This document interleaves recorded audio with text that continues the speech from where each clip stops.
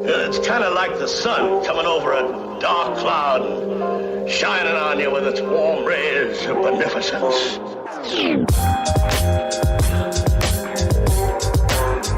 Yo, once again from the soul. This is my notebook. Let me rip you a page that'll make you sit back and witness the plague. Got kids pitching grenades, missing the days. Guess you can't be a star sitting in the shade. And at times, life will make you sicker than AIDS. Twisting the haze, laid out wishing you prayed. Working hard, no difference is made. In a world that'll kill you and spit in your grave. The best thing a parent can say to a child, success has no restriction for age. Or we might be another nigga twisting some braids in the penitentiary, spending some days. Bad choices, plus you know how niggas persuade. Them snakes got venomous ways. And the worst thing to a man is feeling betrayed. Head above water, still get hit with a wave. Still think of my queen, get hit with a daze. Still treat us no different than slaves. This world will take hearts and fill them with rage. Water seeds with hate and make them sit in a cage. On some bullshit. World on some bullshit. Nothing new under the sun. Shit ain't no different today. You know I can give up what your ministers say. I won't forget the past to remember the faith. As society takes souls and send them astray. Then it's the hate you got trapped deep in your heart. So in these times I fall back deep in the arts. Hidden colors. Got a nigga seeking the arc. Sipping tea, watching devils pull people apart. I remember an old saying, reap what you sow. On your journey, stay humble and teach what you know. And this flow ain't the shit you see at the store. It's more like the damn killer that you greet at the door. Third eye be the seed of your soul. Such a beautiful earth these demons control. Gonna make shit better if I can. Cause all over the world my empire stand. On some bullshit. World on some bullshit. On some bullshit. World on some bullshit. On some bullshit.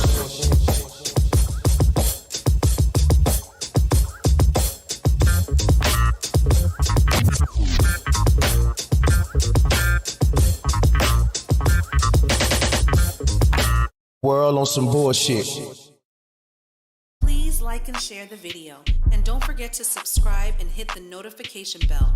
Be sure to select all so that you can receive notifications every time we go live and upload to the channel. Attention all music artists, let's collab. Talise Beats by Sanchez. Log on to brosanchez.com/beats-by-Sanchez.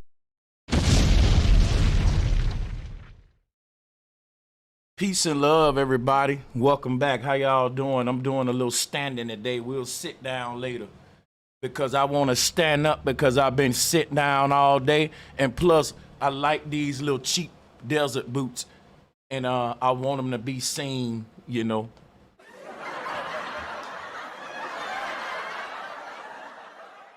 But anyway, I got something to show y'all. I picked this up from my brother Mike L. Wolverine Bro Sanchez edition, baby. Black and yellow, black and yellow.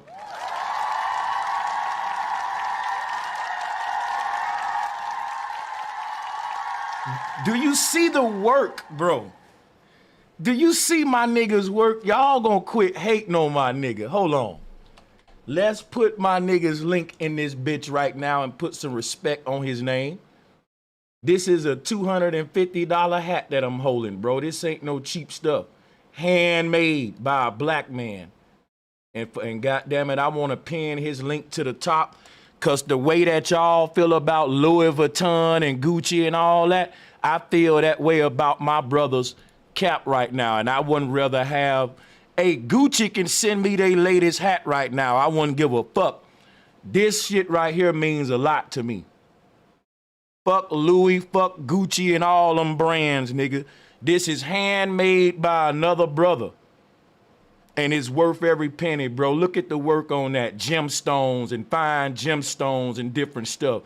You never get the same one. Get your crown, man. And I'm a holler at my brother Mike L and see if he gives me, he might fuck around and give some of y'all a discount fucking with your boy. But yeah, this is some good stuff. Now, people, I want y'all to check out my latest beat that I made. You know, I'm a music producer. And I actually got a fire beat that I'm gonna play before we start. Let's get into it, man. Let's check this out. Y'all grade my beat. I'm gonna play it now.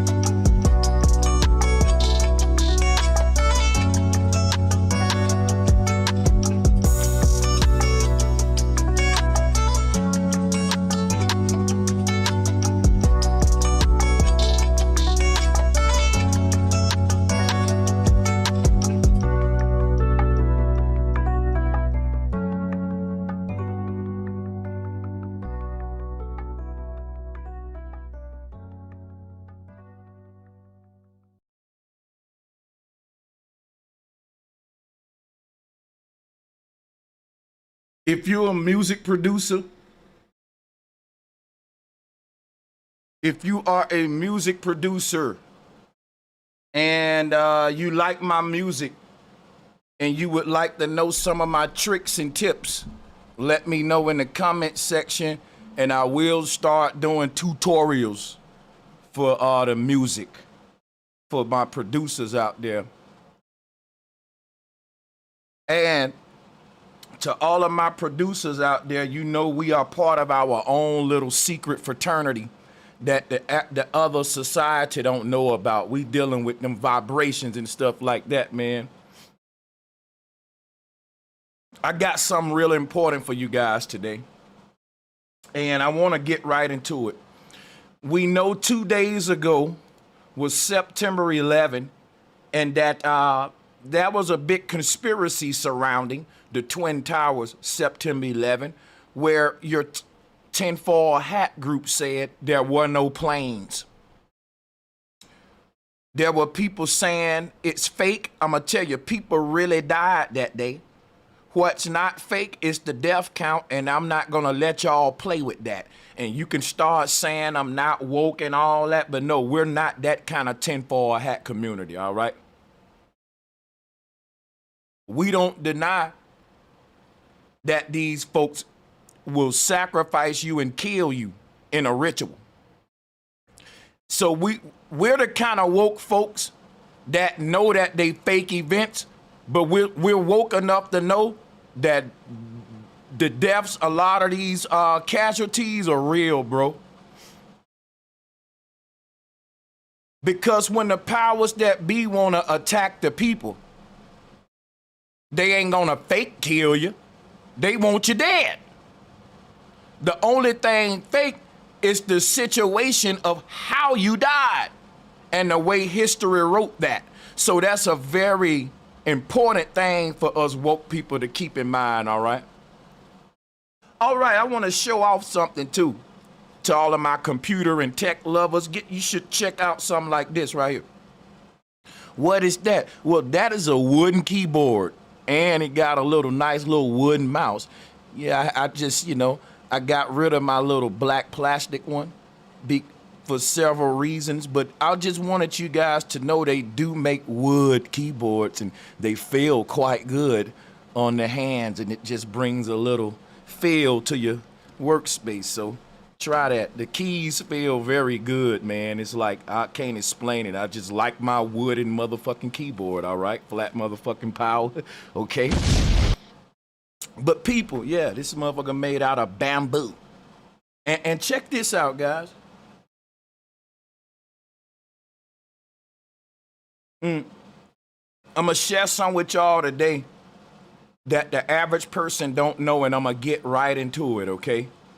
And we're gonna watch a video by Mark Passio, and it's about Nikola Tesla's earthquake machine. And Nikola Tesla also have something called a disintegration machine. I coined those words. Let's just watch the video together. Let's watch it together.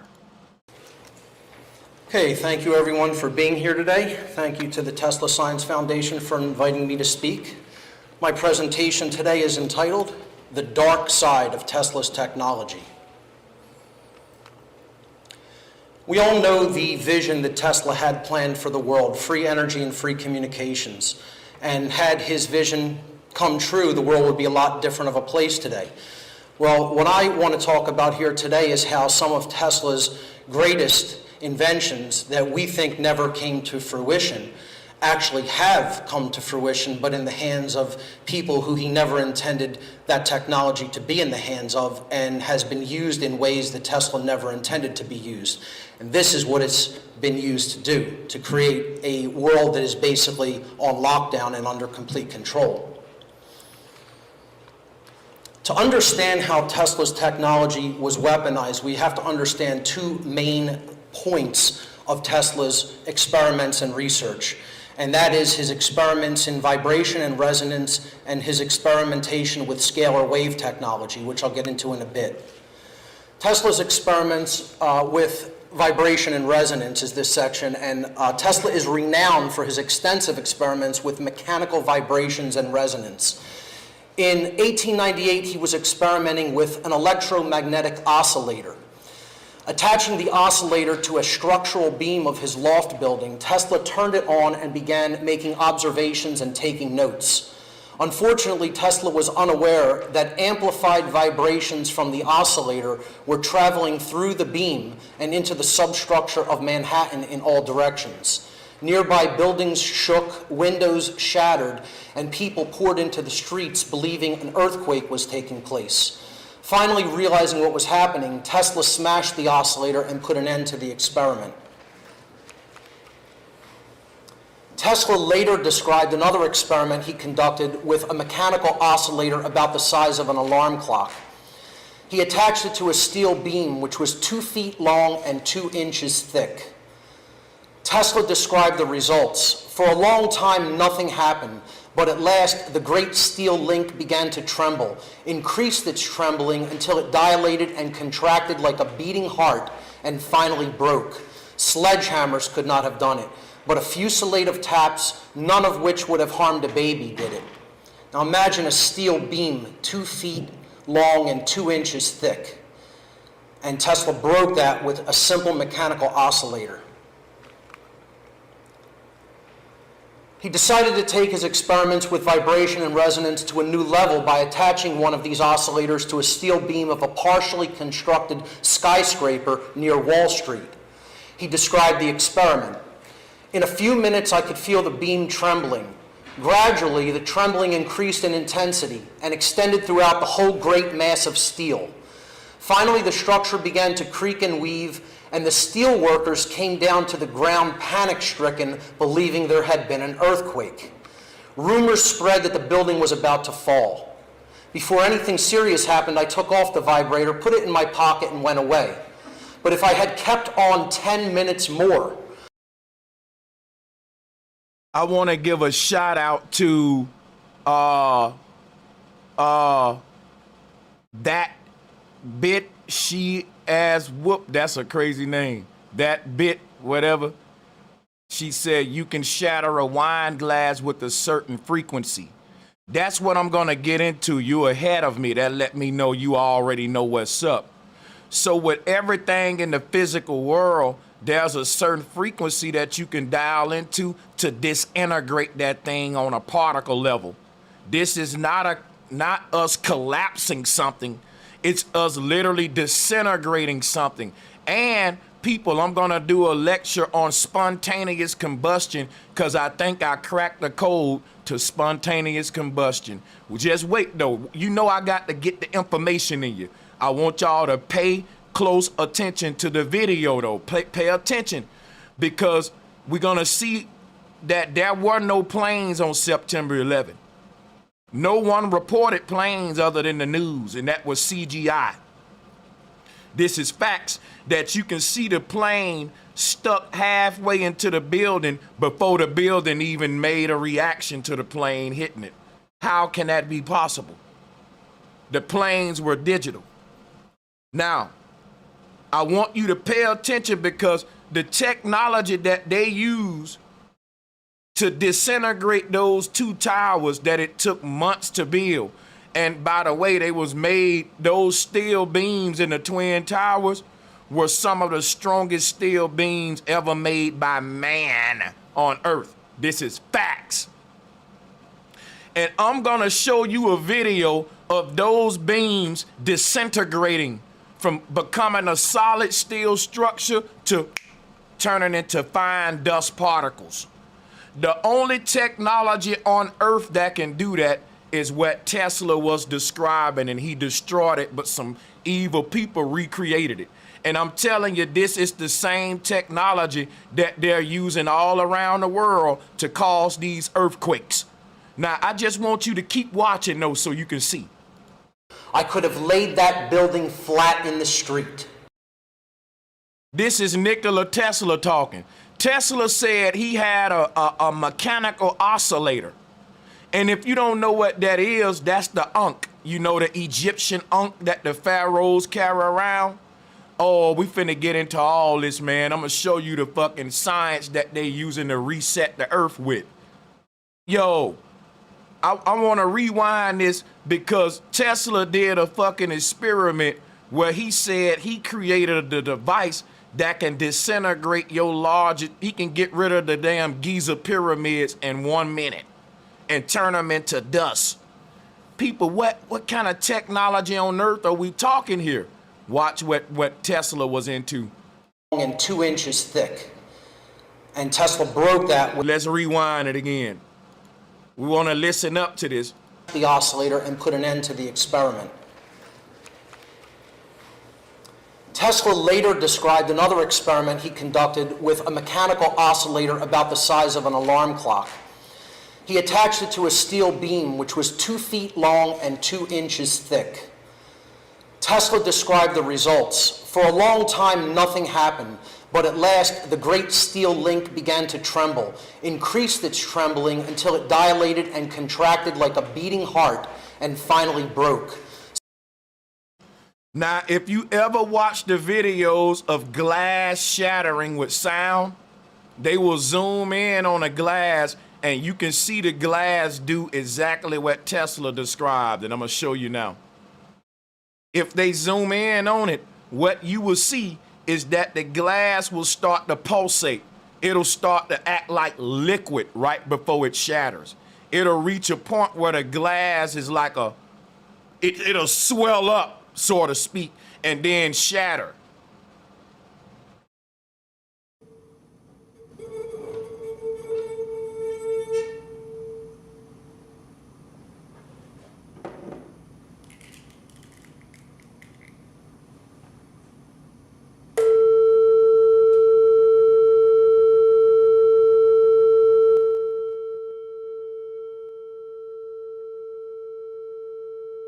He's dialing in the frequency. And the closer he get to whatever, everything in the physical manifestation, even yourself, has a certain frequency.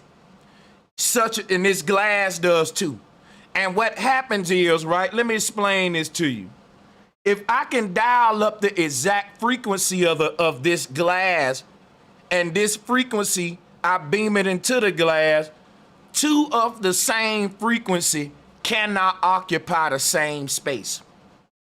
And another way to look at this is like the mirror matrix. The version of you that is being reflected on the mirror, if it tried to make contact with the version of you on this side of the mirror, well, then we'll shatter the glass. These two worlds will collide. And my thing is, one gonna cancel out the other one. It's called the law of polarity.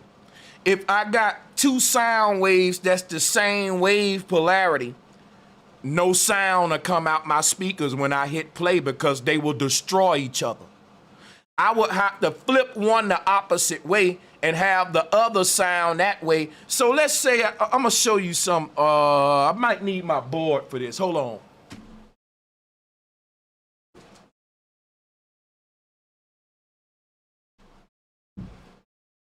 Show you something about reversing polarity because I'm a music producer. Watch this. So this is a sound wave. Now, let's say I had another sound wave because you know you need two waves, right? If I wanted to have like one in the left ear, one in the right ear, sometime, let's say, not even that. Let's say I have another instrument and the wave file look just like this one, but it's two different sounds because that can happen sometime. Or if I want one on the left, one on the right. If they the same way, this won't play you no sound, all right? This will not play a sound. If you got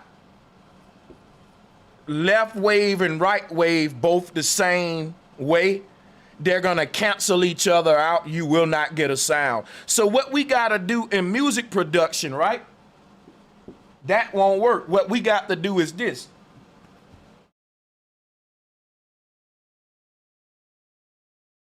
Did I do that right? Let me do it again.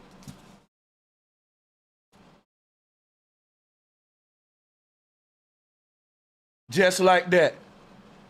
You flip one the opposite way. Because if they're both the same way, that's gonna cancel out. So this is why nature created man and woman opposite. It's a polarity law. Everything is based upon sound, vibration, and cymatics. Me being a music producer and diving into the nature of our universe, it goes hand in hand. I understand what Tesla was saying about to understand the universe, you got to understand sound. Why is everything in nature polarized? There's an opposite to it. Because polarity is the secret of manifestation. No sound can exist without this polarizing law. Ask any musician. If I take a song and I copy two copies of it and stack them together, guess what, yo? If I reverse the polarity on one, I might be teaching this backwards. But you understand what I'm saying about polarity. They have to be opposite. Because if they the same, want to cancel out. So by reversing the freaking polarity, Now they both can coexist. And that's kind of like your left and right brain. I don't want to get too deep with this, but you got to understand this in order to see that this glass shattering, right? The frequency that's being dialed into the glass is the frequency of the glass. And based on the law that these two frequencies cannot occupy the same space and time, one will have to give. Guess what? It's going to be the physical one every time and not the spiritual one, because the physical reality is an echo from the spiritual world. Everything happens in the spiritual world first, or the sound, the vibratory world. So when I beam the frequency of the glass into the glass, the physical copy is disintegrated. Just like that, based upon the law that I'm telling you now. I know you want to think, well, no, it ain't that deep, Brother Sanchez. It's just vibration. Well, you can go up to that glass and play loud sounds all you want, but it won't shatter it. You got to get the certain frequency. And once you get that frequency, you don't even got to play that loud. It'll shatter the glass, and it don't have to be so loud that it's hurting your ears. Based upon the law, what I'm telling you. It ain't simply that, well, these big vibrations are crushing the glass. No, it's that he's simply dialing up the frequency of the glass, and these two numbers can't occupy the same space. And the fucking physical one would always be destroyed over just the sound vibration of the glass. You can put the cymatic pattern for an eagle or an apple into that glass and it won't shatter. It has to be its you gotta dial up its vibration. So this make me think about spontaneous combustion. If the government knew about this level of our reality of cymatics and sound and what Tesla had some of the most dangerous weapons known to man. Because Tesla was talking about weapons that's dealing with the cymatic reality of our universe. And that is very destructive. That's the force that's making the sun and moon go. This is truly the God force that Tesla planned with. He was like the closest man to God on earth. In fact, the Tesla tower is the Thor's hammer. In fact, this God that we talking about, Thor with the hammer, that hammer is the Warncliffe Tower. Tesla was an incarnation of Thor in the flesh, if there ever was one. And he's the only man that physically held a lightning bolt in his hand. If you think I'm lying, before I go even deep, let me just show you something. I can't make this up. They had to kill Tesla and get rid of the man's technology. Let me show you something. Whatever this God is that they were calling Thor and all of that stuff, it had to be Tesla embodied. They got pictures of Tesla like this. Let me show you. Ask yourself this. What is that Tesla holding in his hand? What is that Tesla's holding in his hand? I'm going to ask y'all. Watch this. Tesla is the only man that we know on earth in our time that held plasma in his hand and didn't die. Let me explain something to you. There was a test that they used to do on the high priest. And the test is basically if you can behold the light of God and not be struck down dead, then that let us know that you are anointed and chosen by God. If you can do what Zeus doing right now. And what that simply means is that you're so connected with nature, you've cracked the light code. People don't understand what the fuck Tesla was. He didn't act like a human. Tesla was a man that walked on this earth with the knowledge of the earth as if he built the motherfucker. It was almost like he was God, and you don't even know that he was way more important than what they teach you in history. Tesla is the only man I know with a picture equivalent to Zeus. And they won't even explain this picture to kids in the science room. that this man is holding what would be the equivalent of a lightning bolt in his hand. And they won't even explain to y'all the nature of plasma. But wait till we get into some of the technology that Tesla had. Let's watch the video though. We gotta finish the video. Sledgehammers could not have done it, but a fusillade of taps, none of which would have harmed a baby. I want to rewind this one more time, man. Like, we really got to pay attention to this part. Let's go. Was taking place. Finally realizing what was happening, Tesla smashed the oscillator and put an end to the experiment. Tesla later described another experiment he conducted with a mechanical oscillator about the size of an alarm clock. He attached it to a steel beam which was 2 feet long and 2 inches thick. Tesla described the results. For a long time, nothing happened, but at last, the great steel link began to tremble, increased its trembling until it dilated and contracted like a beating heart, and finally broke. Sledgehammers could not have done it, but a fusillade of taps, none of which would have harmed a baby, did it. Are y'all hearing what he's saying? Now let's watch the glass and we're gonna go back to that. Do you see what just happened? Did you see? Tesla explained this. Tesla said he was able to dial up the frequency of that steel beam over time. Tesla said that steel beam started to contract and expand like a beating heart, and then it just disintegrated into dust. What kind of technology do we got on Earth that can do that? I'm about to show it to you. Watch what happens to this glass. Watch this. Look at it. You see how the glass is a physical object, but vibration is making it liquid. Now, people talk about a great reset with mud floods, right? I'm telling you that the people in power got some kind of technology that what Tesla had, that you can pass this vibratory beam through an object, and after it reads the frequency of that object and dial it up, it'll disintegrate it within a second. Spontaneous combustion.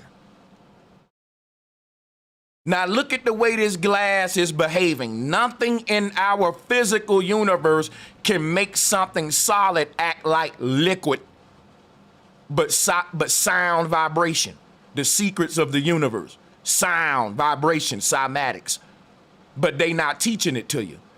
Now these people got some technology that they can send off a fucking beam throughout the whole earth and make our whole reality start to distort and liquefy like this gas right before it disintegrates. And like the Bible said, there will be no stone left unturned.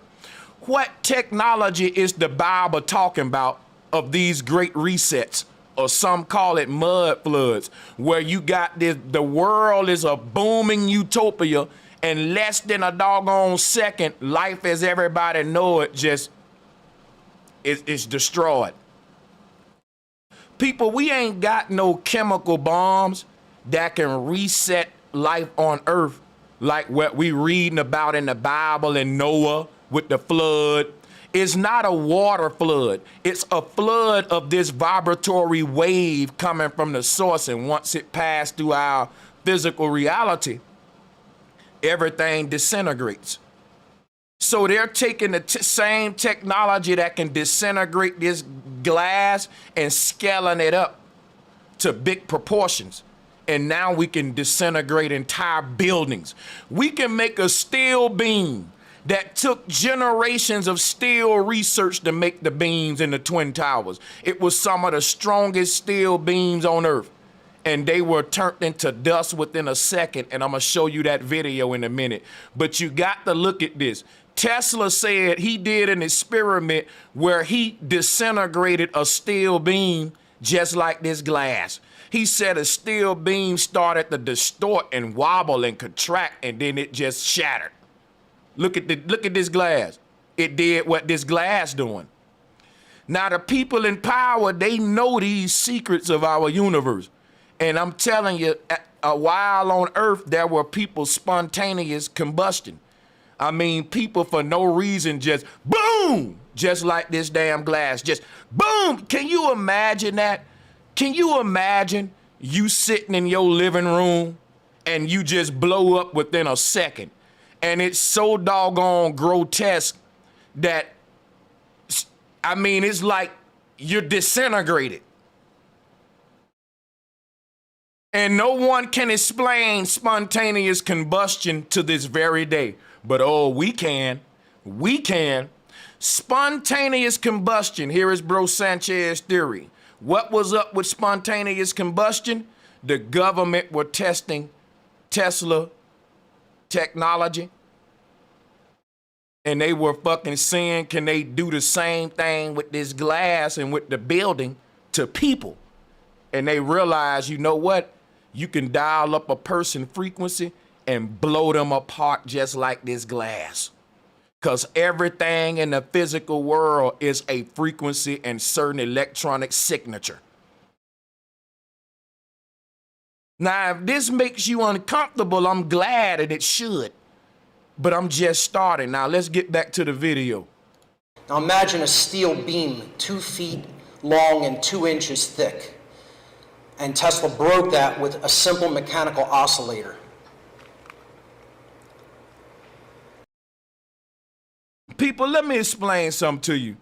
Some of you are like, what is a mechanical oscillator? Okay, let's pull it up. Let's pull it up.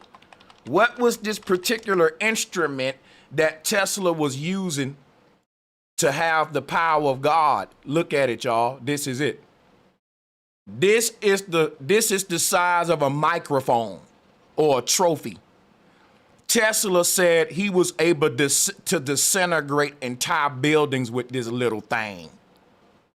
Tesla said he could have disintegrated the entire Brooklyn Bridge in less than a minute with this little bitty little oscillator. You don't know how powerful this thing is. Now let me show you something real quick. In all of these pictures, you see the pharaoh with an ankh in his hand. And none of these Kemetic priests want to tell you why did the pharaoh walk around with an ankh? Because that was more dangerous than any gun that we made today. Let me show you something. The pharaoh was walking around with an oscillator. The pharaoh was walking around with an oscillator. And you know why? If anybody got crazy with the pharaoh, God will strike you down. You ever heard that before? They said, boy, don't you play with God. God will strike you down. I got news for you, man. The pharaoh walked around with one of these. This is the ankh right here, people. This is your ankh right here. It's a mechanical oscillator. This is your ankh. And guess what? You didn't play with the pharaoh. Oh, no, you didn't play. The pharaoh's ankh will strike you down just like God. It'll motherfucking make you spontaneous combust at the sight of it. See, people, this was a real reality when we talk about, man, don't play with God. God will strike you down. The pharaoh was considered God, and he had a rod just like George Washington that will strike you down just like George Washington's rod.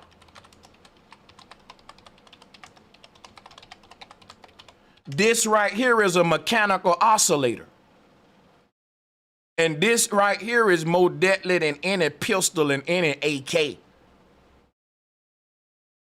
I don't know a bullet that can just motherfucking make your whole body combust and just bust open like a damn watermelon.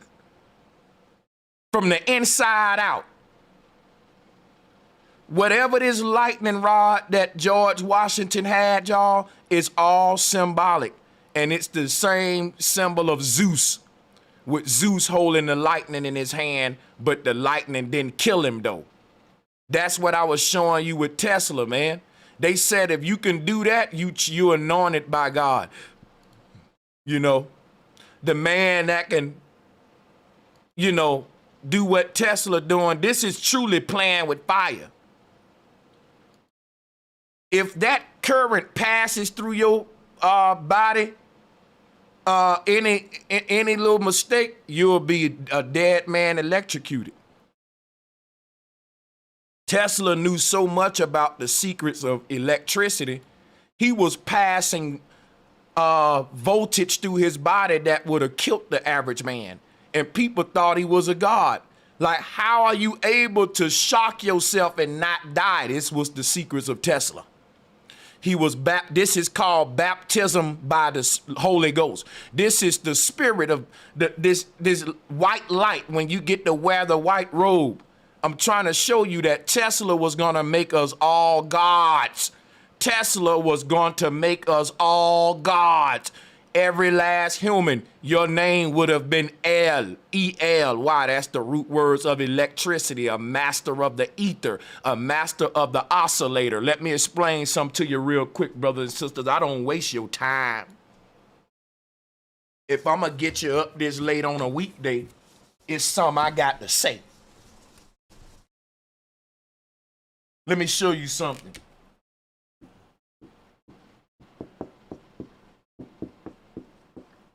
This is the tool that they use. Now watch this. The word os, it's the word ots. And the word ots is also the word ats. Look at what I show. Oscillator is the ots, the ats. Why? It was personified by a golden calf. I'm going to show you that right now. Let's get to it. About the ots and the ats. Now, this is what Tesla used to embody God-like powers. He held this in his hand, and anything that opposed him would be disintegrated into pieces with this simple instrument right here. Now, let me show you something about this instrument right here. This is literally Thor's hammer. Now, this hammer is also a double-headed axe. In some mythologies, it's a double-headed axe, and I'm going to show you that now. And this double axe, right, is the Batman symbol and all that, but it is the same secrets of electricity and magnetism, magneto, and it is right here. This, my brothers and sisters, this is your Thor hammer. Can you see it? This here is your Thor hammer. And that would have made Tesla Thor in his time. Now, not only is it your Thor hammer, it's your axe, it's your ox. I told you the oscillator is the ox, it's the axe. Let me show you another way that they personified. There's a golden calf by the name of Moloch. If you look at the sacred geometry of Moloch, it's all based upon the secrets of the universe, brothers and sisters. What do you mean, Sanchez? Look at it, shaped like a hammer. Look at this thing. Sanchez, you reaching now. You got to show me more than that. No problem. I got you. Watch this. I got you. Watch this. Like and share the video. Let me show you, wait a minute. Nikola Tesla oscillator.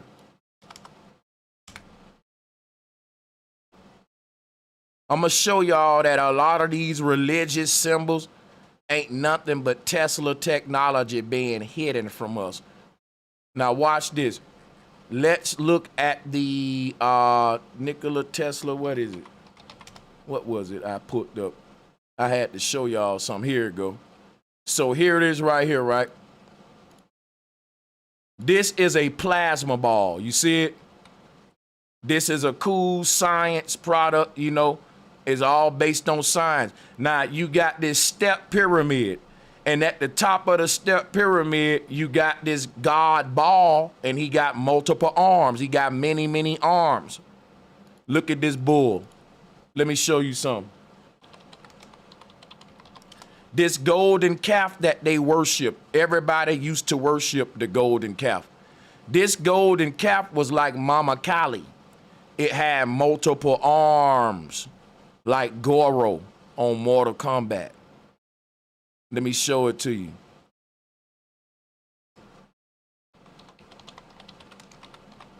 in a lot of this artwork, right? So right here. And I just passed that shit too. This one here. Hey, like and share the video. Watch this. I'm about to blow y'all away with this shit here now. Watch this. And I'm just getting started. So watch this with Moloch though. In a lot of this artwork, right, you will see Moloch with multiple arms. Can't make this up. Here it is right here.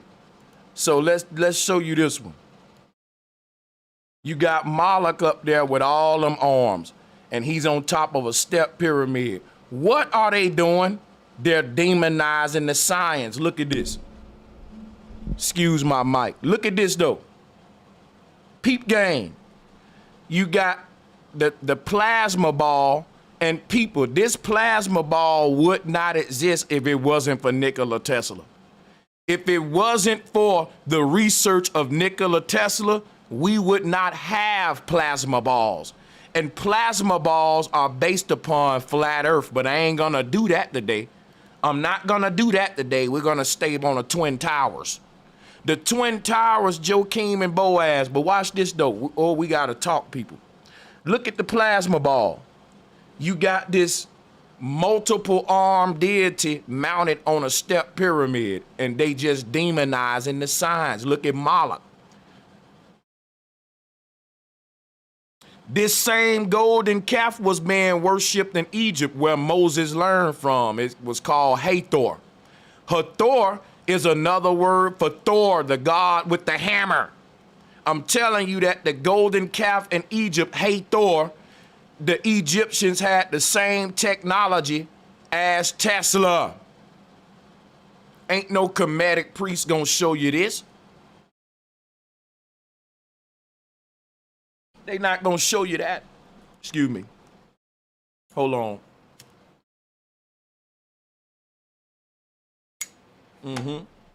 So check it out, right?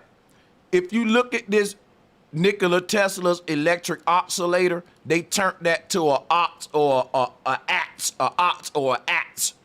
And let's pull up Hathor.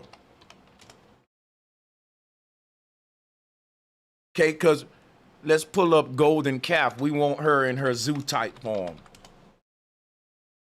Now, what did this golden calf mean to the Egypt?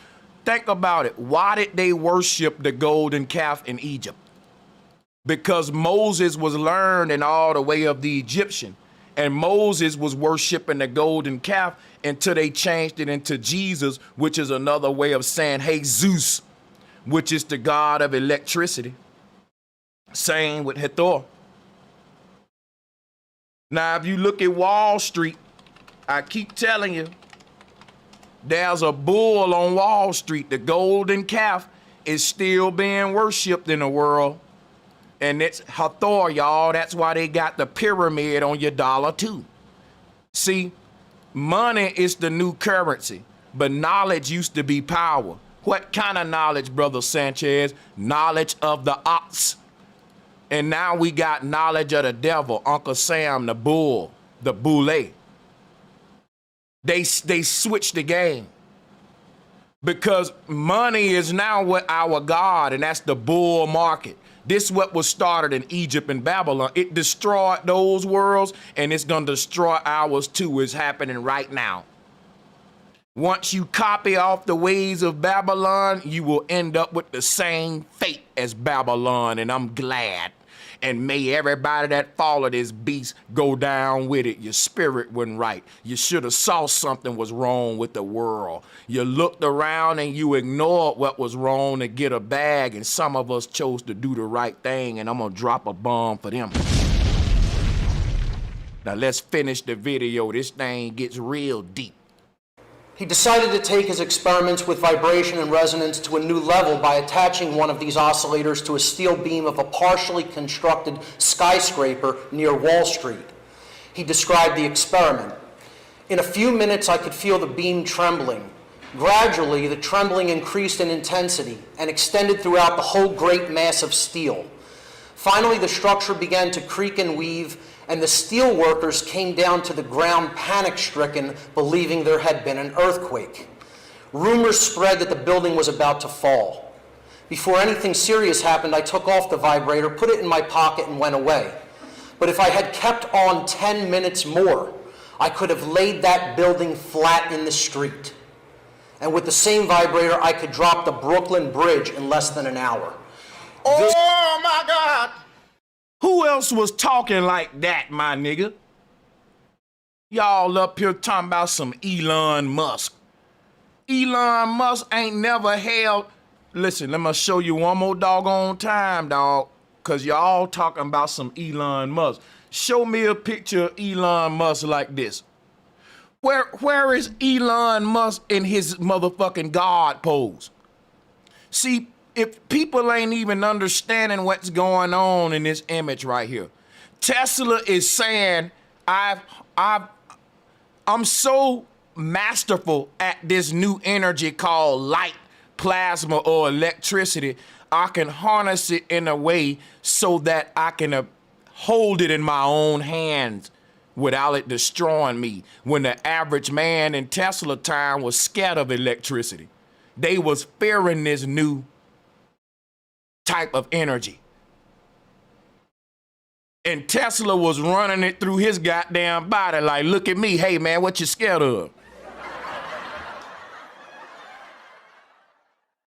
And this new energy, they knew that this new energy was the strongest energy in the universe.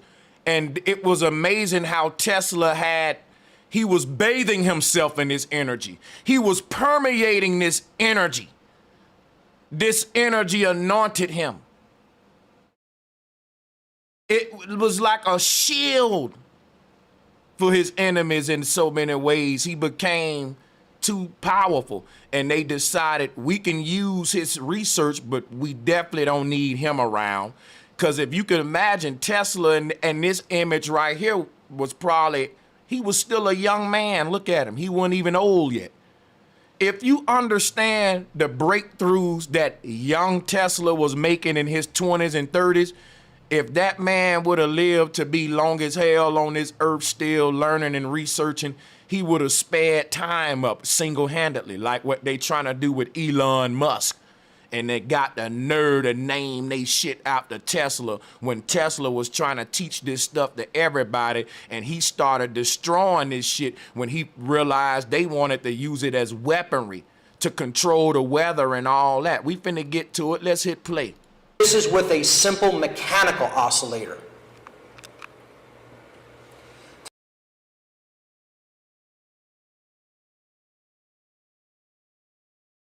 Tesla was able to, he said he could have destroyed the Brooklyn Bridge in less than an hour with a vibrator or this mechanical oscillator, what I call the Thor's hammer. And with the same vibrator, I could drop the Brooklyn Bridge in less than an hour. This is with a simple mechanical oscillator. Now, women, I bet your vibrator can't do that.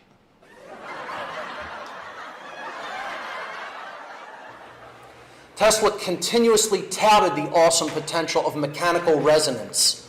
He once told newspaper reporters that, using one of his oscillator devices, he would be able to, quote, reduce the Empire State Building to a tangled mass of wreckage in a very short time.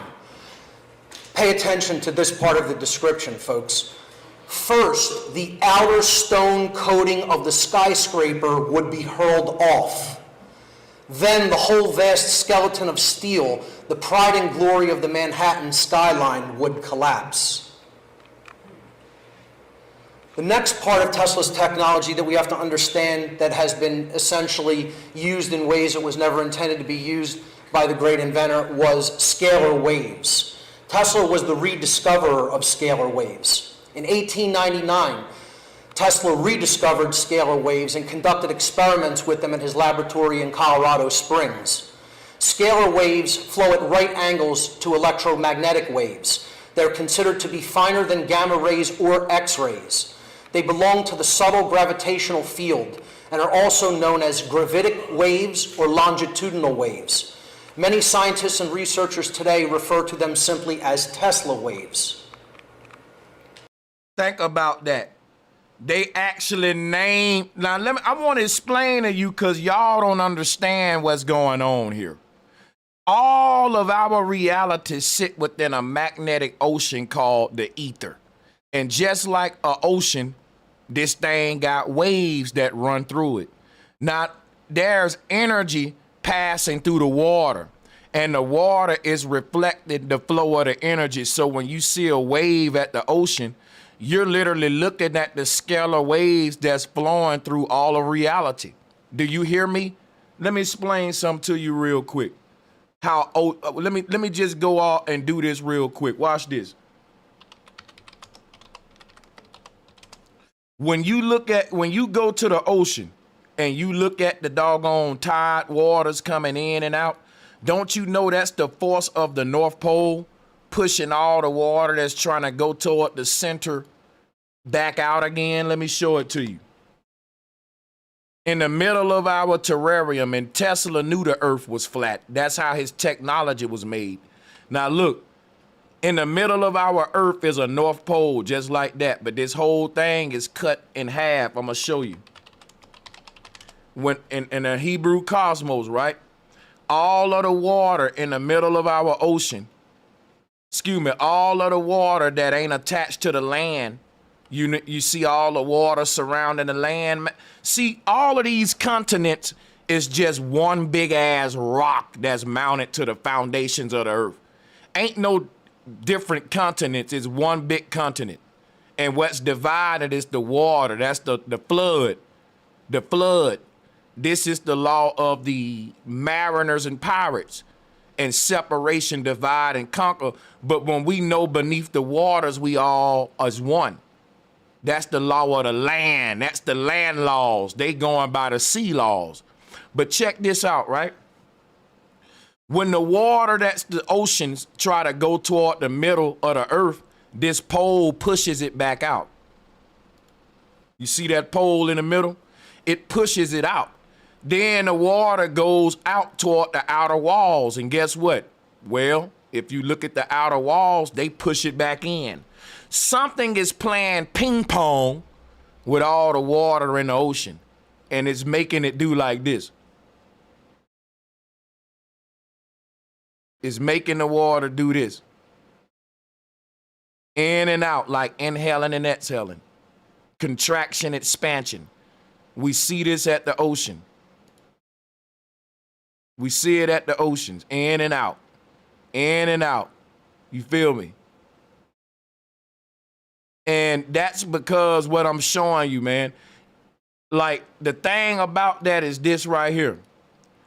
The water in your swimming pool don't have ocean tides. The water in the lakes don't have ocean tides.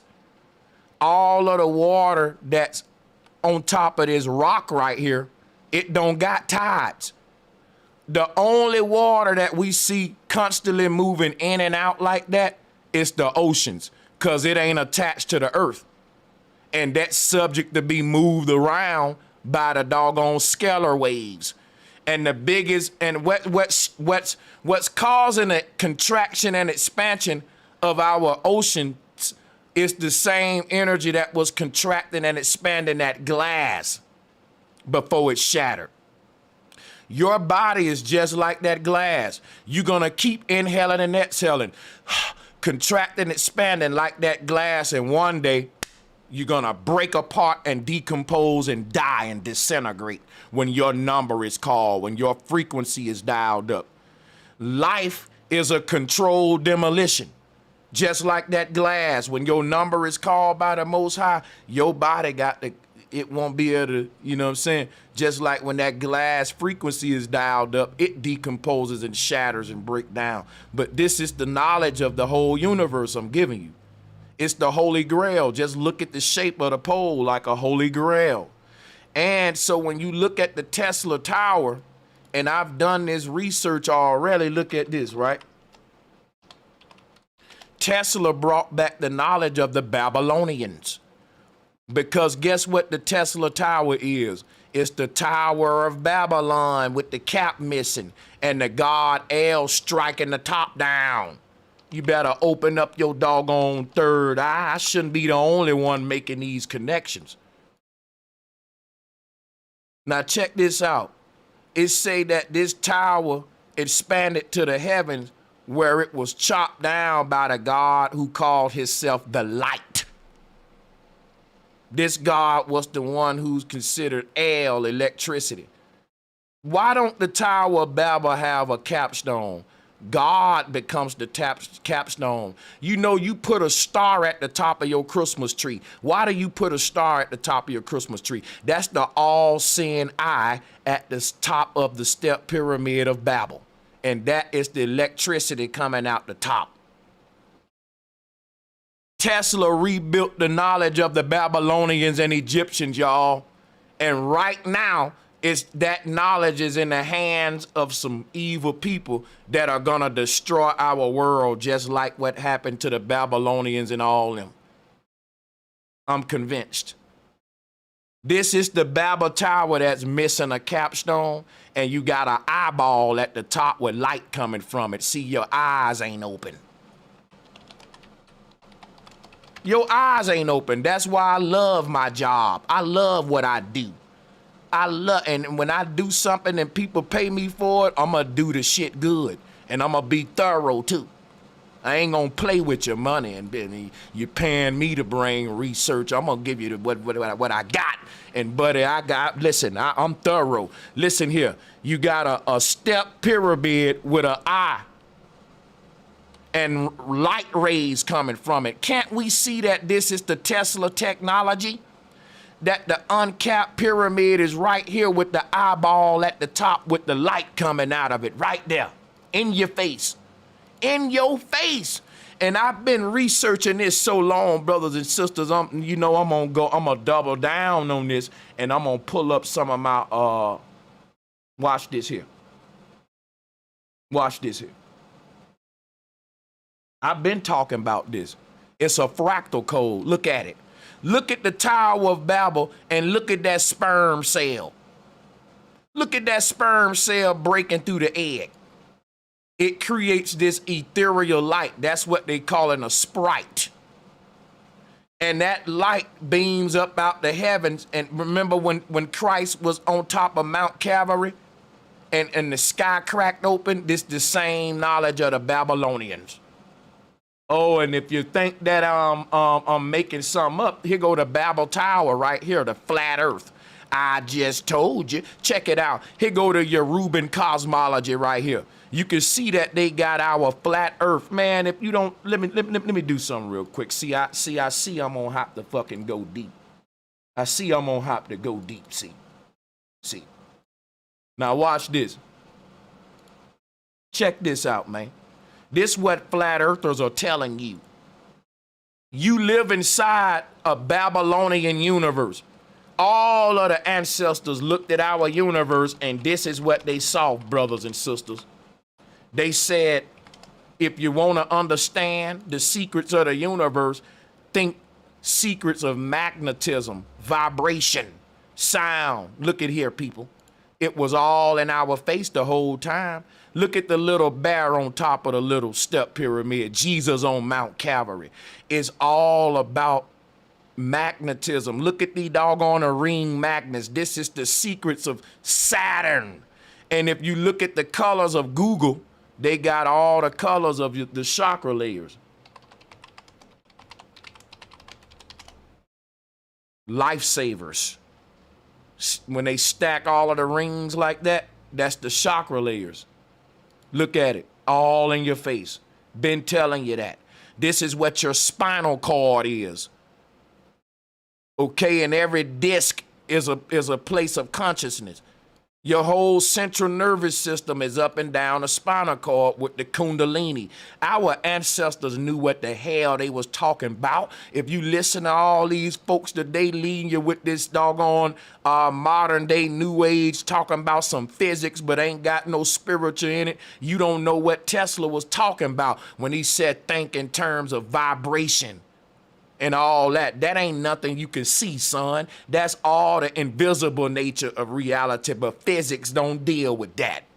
So you'll never get on the knowledge of Tesla. All of this cosmology you see was built. People, this was the knowledge of the Babylonians. Man, like and share the video because I'm not done and I'm finna get to September 11. As a result of his Colorado Springs experiments, Tesla learned how to harness scalar waves from one transmitter to another without using any wires. Tesla later, of course, built a prototype of this magnifying transmitter. Tesla knew how to force scalar waves from one transmitter to another. Both of those transmitters are what we are calling Joachim and Boaz. Those are the twin pillars in Freemasonry. At the end of this presentation, I'm going to give you some World Trade Center sacred geometry that's going to show you all of those souls were sacrificed. Let's go.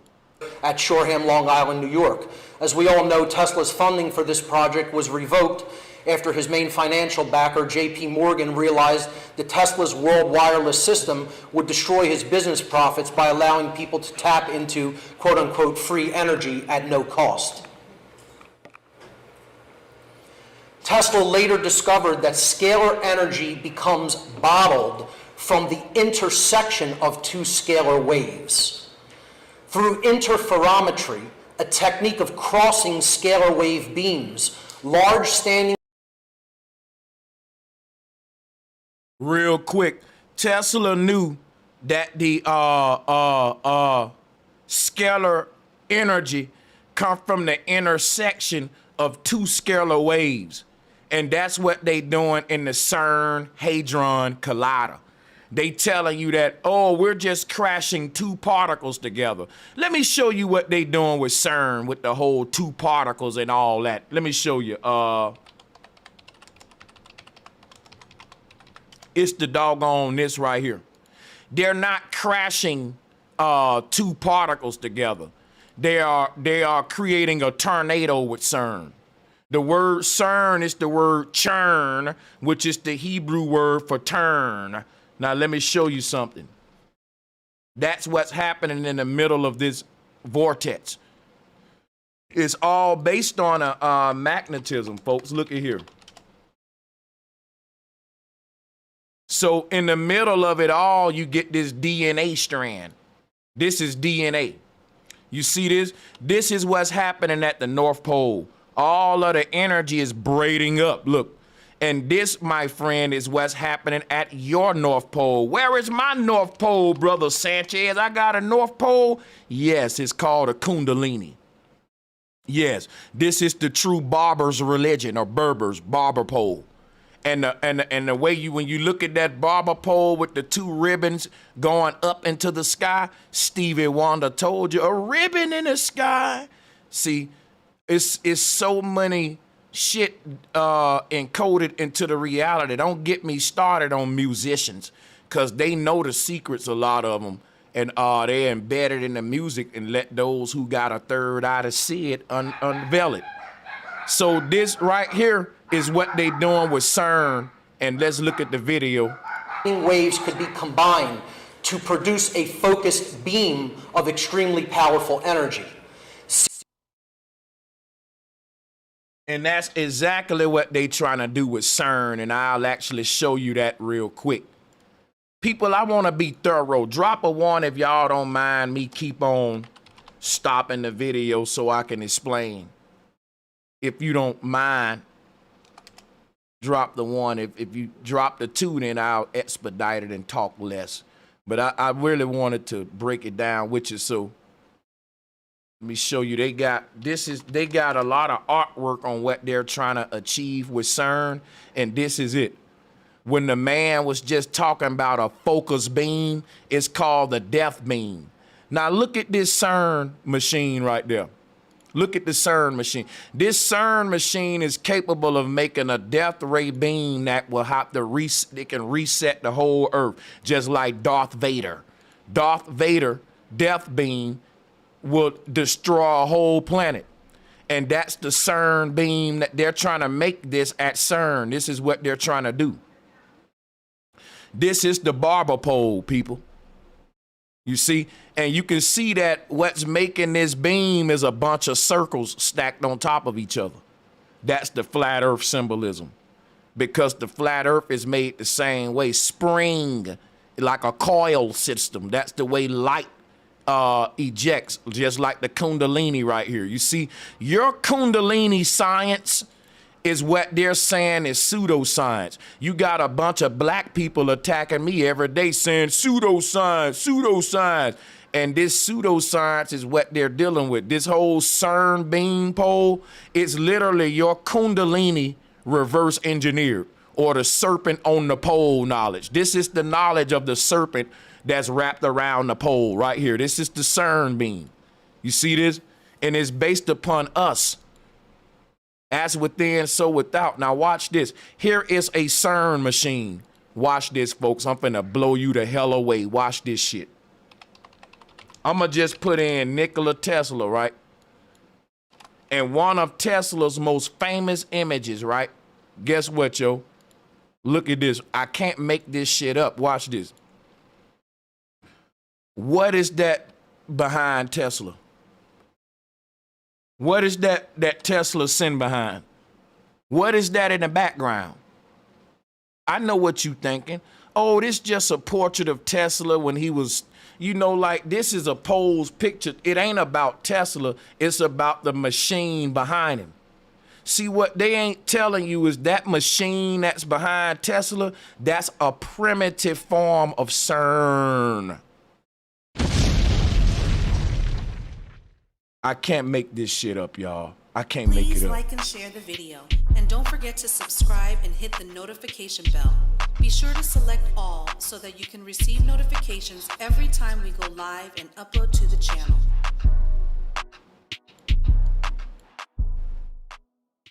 I can't make this stuff up, people. Here is Walt Disney in front of CERN type art. Here is Jesus Christ in ancient Christian art. They said that Jesus Christ came up out of a tomb or a vault for resurrection, the open tomb. What else is locked inside of tombs, y'all? What else do we see? Watch this, right? Look at the symbolism, fam. Jesus coming up out of a fucking bank vault. Like the Jesus open tomb is literally them showing you like a soul trapped inside of a simulation. But the tomb is like in and out of this quantum computer. It will be like a cosmic vault. They call this the vault of heaven, the vault of heaven. Look, Jesus is coming up out of a vault. Look at the CERN machine. Don't you know that the CERN machine is a beam portal to the other side? It's acting like a vault. Because as they turn and accelerate these two particles, just like the DNA strand, you will create a vortex like a tornado, and that will open up a connection between it's a wormhole is what they call it. But in order for you to make a wormhole, you got to understand vortex energy. You got to understand that how a tornado touches down like a spiral staircase. So the only time we see clouds fall to the ground is in a tornado form. I'm telling you that the clouds that fall to the ground in a tornado that touches down are like the fallen angels or the souls that fall out of heaven. Clouds can't fall to the ground. They can turn into a raindrop, but the only time, if you look at the clouds in the sky, the only way they can fall to the ground is when the vapors accumulate to make one droplet, and they can only fall by turning into water drops, but not in a gaseous form. You feel me? So in order for the clouds to fall to the earth, they got to transform themselves from a gas to a liquid. And that's the concept of fallen angels in the Bible, or Adam and Eve falling out of Eden. And they transform into a whole nother human nature where now they can die. They're no longer in their God form or their gas form in the heavens. The great fall is like a tornado touching down. Your soul is only on this earth for a limited time. And after that, the energy will dissipate. And that's the Kundalini energy, the life force energy. It's a tornado flowing through the body. And as it slows down, you get older and you start to slow down. And then when the tornado, what happens at the end of the tornado? All of the energy ascends back to the sky. This is where the same thing is happening with us. Tesla said if you wanted to unlock the secrets of the universe, to do exactly what I'm doing right now. Okay, so this vortex energy is what at the core of everything. All right, and it's amazing that we see the CERN machine, we see Jesus Christ, because the CERN machine will also unlock the secrets of immortality and cheating death. I already went over that, but I think I'm gonna do another video just so we can be thorough. So I don't even think Walt Disney is human. I think that he's an old ass soul from Babylon, Samaria somewhere, keep coming back running shit. You know, they cheated death and they ain't telling us about it. But what Tesla was saying, you know, Tesla created the CERN machine before these guys. They didn't just come out with the CERN machine out their ass. This is Tesla's technology, and I'm telling you, in the background of this picture is a primitive form of CERN machine. Tesla was telling them, yes, you can stir up the very fabric of reality and pierce through the veil to the other side. Tesla knew all of this. He was almost like it was non-human. He knew too much in that time, and it just had to they weren't ready for the world to be on that kind of level at that time. People were still burning goddamn lamps and shit for light. And the fuel mob wasn't ready for no electricity yet. They had about 200 more years worth of gasoline to sell. And they wasn't gonna go to no electricity until they mastered that so they can control it. And by then they'll been ran up all the resources for the petroleum. We'll talk about that on another one. But we got to finish this video so we can wrap it back around to September 11, and I'm gonna show you how that's a ritual. Produce a focused beam of extremely powerful energy. Several scalar waves sent from different transmitters could also be combined by this technique of interferometry to produce a plasma bottle of very high contained energy. This bottle or shield, it became known as a Tesla shield, could be moved around the planet at will, and the bottled energy could even be detonated remotely. So if you want to know, tomorrow's stream is going to be about the earthquakes in Morocco. Now, people, we was distracted with Brother Polite. In a world, there's a lot going on, but I'm telling you, we all need to pay attention to Morocco. And I couldn't wait to get back on track to cover this. You got one single event. Now, this happened on September 11, if I'm not mistaken. And that date is just funny to me. September 11, over 3,000 people dying from this one single event. People, this is record breaking. Do you hear me? This is record breaking. I don't know if you understand what 3,000 dead bodies look like. This is the beginning of something that need to concern us all, because I'm telling you, these ain't no natural disasters. And we're going to talk about this tomorrow right here on Bro Sanchez TV. If you like what I'm teaching about tonight, you got to stick around for us to talk about what's happening around the world with these earthquakes killing folks. Because that ain't no natural disasters. I'm showing you the technology that they using to do this with. It's scalar wave technology. All right, now let's finish the video because it's going to go deep into what we're saying here about September 11. If detonated in the Earth, an earthquake would be the result. Now, just for the sake of being thorough, I'm going to rewind this too. You heard what the man just said? This come up out of Tesla's mouth. If you detonate this scalar wave technology within the Earth, the result will be an earthquake.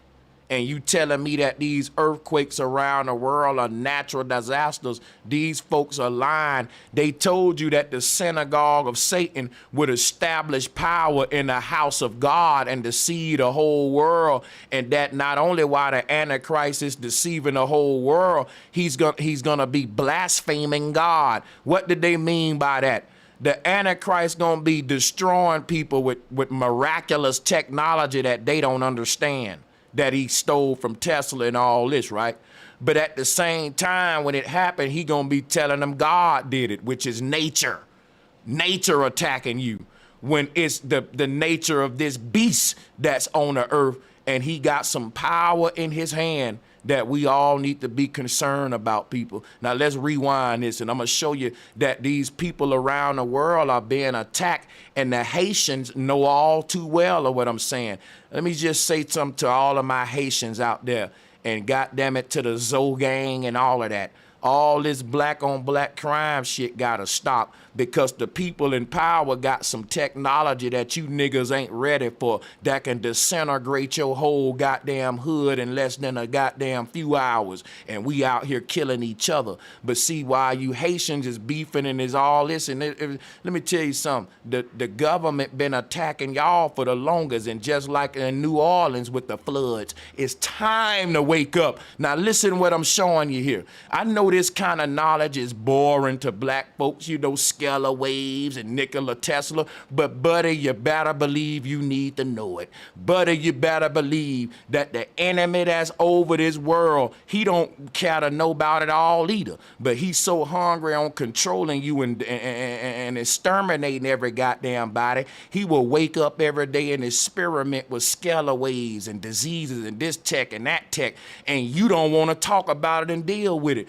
Listen, I didn't think I was gonna be some nerdy black man talking about Tesla and stuff like that. But if you care about what's going on in the world with how the people being attacked, it's gonna force everybody to wake up and step their game up with their knowledge, if you want to even be able to protect your family. Because the technology that they using on you, only a few of us gonna even comprehend it in the future. Let's go. The system. Tesla later, of course, built a prototype of this magnifying transmitter at Shoreham, Long Island, New York.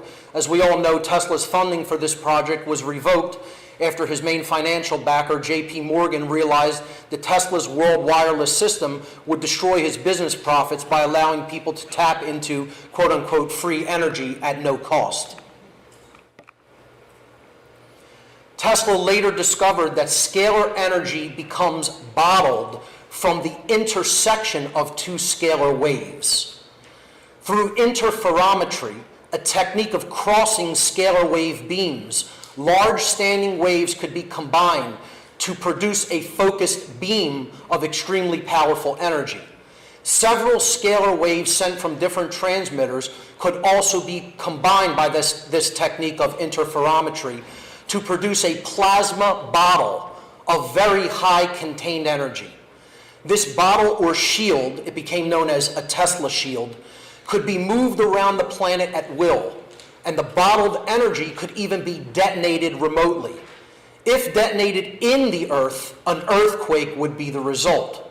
If detonated in a building or a city, the result would be a violent explosion akin to a miniature nuclear explosion without any resulting radiation, which would disintegrate all matter within the quote-unquote bottle. And there's a newspaper clipping regarding Tesla's so-called death ray, death beam. Tesla's so-called death ray could literally project the energy of a nuclear warhead and direct it to any location in the world. Now, people, let me explain something to you. Mark Passio is a great guy for information, but you gotta eat the fish and spit the bones. He's a globe earther, and he believes in dinosaurs and nuclear energy. Everybody don't know everything, but the beauty of Brother Sanchez, I can learn from everybody, even if they ain't a flat earther, even if they may have, just like Jason Brashears believes in Sasquatch. Some of you was laughing at that, but guess what? I've learned a lot from that man. And so I humble myself from anybody I learn from, and I say some shit that can be laughed at too. You know, so ain't nobody got it all, not even me. You know, we got a lot of it, but check this out. I'm telling you something right here, guys. You can learn from Mark Passio. Now, this technology that Tesla had called a death ray beam, I'm calling it the CERN beam today. And I'm gonna get ready to, let me go ahead and clear this screen off right here so I can move on and show you what this CERN beam is all about. Let me take that off. Hold on. Watch this. Here it is right here. So if you look at this beam right here, this is what CERN will, this is the end goal of CERN, to accelerate these two particles. And these two particles are the red ribbon and blue ribbon that you see on a barber pole. That red and blue ribbon you see on a barber pole, that's like the two DNA strands. That's the whole foundations of how life is created, based on polarity. This is what they was calling the Kundalini force. But if you look at what I'm showing you here, this is literally what DNA is. This is the beanstalk that got jacked to the heavens. This is the Jedi pillar that's held by the Pharaoh and the lightsaber in Star Wars. This is what allow each generation to connect with what I'm gonna call the Galactic Federation. That is when your technology reaches a singularity and y'all start communicating with the other side. So that science already told you we'll be talking to the dead by the year 2100, and that your death will be an option by that time. So what was the knowledge that allowed Jesus to cheat death and Lazarus to get up out the grave? I told you that the name Lazarus is the word laser us, a laser beam. That's the CERN beam. That's called the death ray beam, but the ironic part about it is actually creates life. The same thing that's gonna destroy our world will allow us to see the very beginnings of the universe. It is actually like it's rewinding time. Basically, the end goal of CERN would allow us to see what it was like during the infant stages of the universe. But it also, one of the risks of it is to destroy life as we know it today once these two particles get to accelerating at a certain threshold. So just like two polarizing winds that's making a tornado, the CERN beam is taking the yin and the yang, those two particles, and accelerating them in a vortex. And that's exactly what the CERN machine is. It's the yin yang symbol show you how old CERN technology is. There's a saying, nothing new is under the sun. If there's nothing new under the sun, do we really mean that? Nothing means nothing. You really can't have an original thought, and that's a scientific statement. The same science that told you that is trying to act like everything it's doing is original. What a contradiction. So check this out. Philosophers and great wise men of all time have been telling us nothing new under the sun. Now let's look at this, because the people, I'm to the point now with my research. I'm telling you, you don't even know what natural weather is. We haven't experienced natural weather in hundreds of years on this earth. It's been wise men with technology playing God for the past couple of years, ever since they told you civilization in Egypt. Them saying where the world got civilized 10,000 years ago, they ain't telling you what happened was man found some technology 10,000 years ago and started using it to control the masses and created government with it. Here go your Thor hammer right here in your holy grail. It's the vortex knowledge. You see it? So the whole thing about a UFO ship turning around with a beam of light coming out the bottom, people just look at a tornado. They've been hiding the truth behind pseudo shit. Check it out. They give you stuff like this right here, man. And the whole secrets that these magicians are hiding is just the vortex knowledge. Check it out. There go your UFO ship with the beam of light touching down. It's vortex energy. This is what's happening at the North Pole. This type of knowledge is the secrets of immortality. And I believe this so-called Jesus Christ was a wise man just like Tesla. And there have been several wise men come every generation. Some use the knowledge for good, some use it for bad. And depending on that, we have a dark age or a light age, because when they use it for bad, it goes occult into secret societies. And then the world get dumbed down, and then it take the age of light to come back to where it becomes popular again. I will tell you this. This is a primitive form of CERN technology right here in front of our face, folks. Let's finish the video, and I'm going to show you about September 11. Some say the massive explosion in Tunguska, Siberia in 1908 may have been due to a test of this technology. The force of the Tunguska explosion was estimated to have been 10 to 15 megatons. The blast flattened 500,000 acres of forest. It is conjectured that Tesla may have been trying to break ice at the polar circle during this test and may have overshot his target. Tesla considered further experimentation with scalar wave technology too dangerous for obvious reasons. He knew that scalar waves could be used to create man-made earthquakes or to create remote disintegration weapons. This is why he made the decision before his death to divide his lifelong research over multiple locations in different countries. That way, no one country could gain a power advantage over the rest of the world by weaponizing technology based on his research. After his death in 1943, the FBI and other intelligence agencies in the United States were actively involved in confiscating and suppressing many of Tesla's documents, including plans for his, quote, death ray weapon and his earthquake machine, deeming them top secret lest they fall into, quote, enemy hands. And it is my contention that this technology did, in fact, fall into enemy hands called the United States government. And it was used on September 11th, 2001. Now, before you scoff at this, take a look at some of the evidence I'll present here today. The first thing I'll ask people is, if you never saw the events of 2011 or heard the official explanations as were given to us by the government and the mainstream media, and you took a look at these following pictures, would you yourself describe that as a collapse? No way. Or would you look at that and say, that is more akin to an explosion? Now, I want to share some with y'all about the concept of the Babel Tower, right?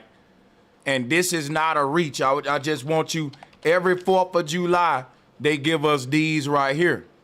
Now, you know you can fold up a dollar, right, a certain way, and you'll have a picture of the Twin Towers falling on that dollar. Now, watch this. I can't make this up, y'all. What happened on September 11 is a Babylonian ritual that's been recreated on the earth probably more than 100 times, with innocent victims being sacrificed to the 2 towers, Joachim and Boaz, and I'm gonna prove that. Now, when you look at this sparkler lit up like that, I swear to God, people, this is the same, because I'm showing you that the towers falling down is when when Babylon fell, the God that knocked their mighty skyscrapers down, it was their enemies who understood scalar waves. And so when you look at a nation that was mighty back in the day being straight up obliterated within a few hours with this new technology that they had in Egypt and all that, you looked out on a horizon line and all of their buildings look like this. Independence Day represents the day when the enemy got this knowledge in his possession. He can now be independent. He don't no longer got to go by natural law. He can go by man-made law, and basically order out of warfare or chaos. Get down or lay down is the new law. But I'm going to share a lot with y'all. Let's get it. Mask that as a collapse. Or would you... My bad, I muted the speakers. I want you to realize this is not a buildings collapsing. I can show you some image right now of buildings collapsing. Watch this. Watch this. I'm going to show you how it look when buildings collapse. Look. I don't even know if this is real, though. It's hard to tell. But you see that? That is a realistic of a building collapsing from the foundation versus the Twin Towers blowing up from the top down because they saying that the airplanes hit the top. All right. How can an airplane that's hitting the top of a building not make it lean over and fall onto the next building? How if an airplane hit the top of a building, the whole building just start to disintegrate into dust? We talking concrete and steel turning into dust from the top down, straight up disintegrate. See, there's a difference between a collapse and a disintegration. A straight up disintegration like this sparkler. Because if you look at the gray part of this sparkler, as the fire passes down, all of that's getting ate up and disintegrated from the top down. But a collapse would mean the foundations is shaking. And if you saying that an airplane caused it to collapse, then there will be a lean factor. People, let's just watch the video one more time. Let's do this. Bottle. And there's a newspaper clipping regarding Tesla's so-called death ray, death beam. Tesla's so-called death ray could literally project the energy of a nuclear warhead and direct it to any location in the world. Some say the massive explosion in Tunguska, Siberia in 1908 may have been due to a test of this technology. The force of the Tunguska explosion was estimated to have been 10 to 15 megatons. The blast flattened 500,000 acres of forest. It is conjectured that Tesla may have been trying to break ice at the polar circle during this test and may have overshot his target. Tesla considered further experimentation with scalar wave technology too dangerous for obvious reasons. He knew that scalar waves could be used to create man-made earthquakes or to create remote disintegration weapons. This is why he made the decision before his death to divide his lifelong research over multiple locations in different countries. That way, no one country could gain a power advantage over the rest of the world by weaponizing technology based on his research. Now, ain't that something? Because what happened since Tesla and Hitler, right, who had the same technology, was all of those nations that Tesla was saying, I'm going to give this knowledge to everybody so we all can be equal with the knowledge. Knowledge is power. And won't no one nation have a monopoly. What happened was all of the nations actually eventually came together in unison, and they said, you know what? We need to hide this knowledge from the people and rule them with the knowledge. So now it became rich versus poor. Royal families versus non-royal families. That started in Egypt way before Nikola Tesla. What is Brother Sanchez telling you? Each generation keep living out a script that happened in Babylon and Samaria. It's like the Truman Show. The script is so predictable that Nostradamus even said how our generation was going to destroy ourselves. The Bible ain't a prophetic book. Nostradamus ain't no deep prophet. All of these people knew what was going to happen each generation because this earth have already been destroyed and recreated with the same technology plenty times before. Even in Noah times. And it happened so many freaking times that prophets who are able to tell the next generation how they gonna fucking die. how they gonna destroy their fucking world. It's like each generation keep discovering this knowledge with evil intentions.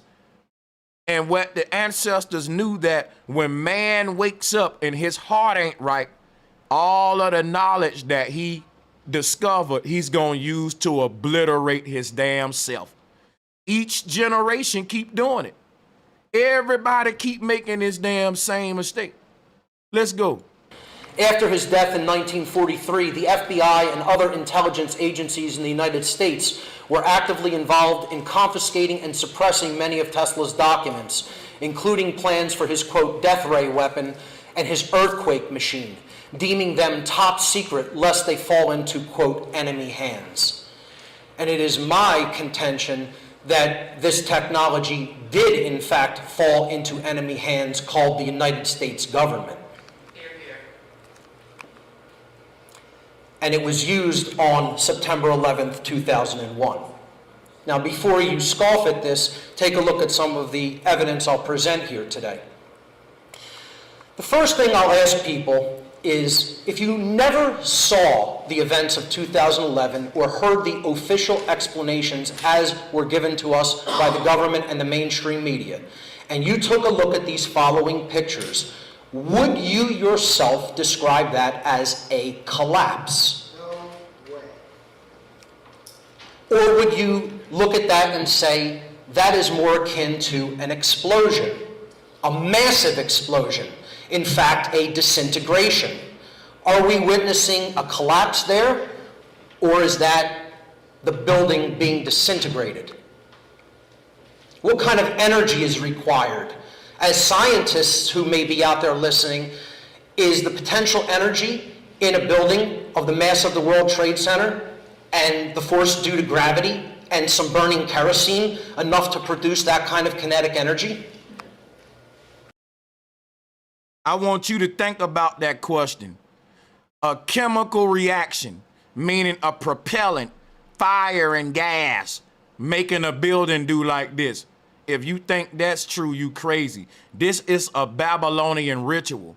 Whatever was the technology that destroyed the towers in Babel, they brought that back to the earth in full manifestation in our generation, and it came back to us September 11. And there's been so much stuff since then happening around the earth that's being used with scalar wave technology. Let's watch the video. Once again, the question I ask people to honestly ask themselves, if you did not hear the official narrative and knew nothing about the events of that day, would you describe what you are seeing there as a collapse? That's all I ask. This is a very brilliant woman who I highly suggest everyone really look into the empirical data that she has presented in her book. This is Dr. Judy Wood. She wrote a book called Where Did the Towers Go? Evidence of Directed Free Energy Technology on 9/11.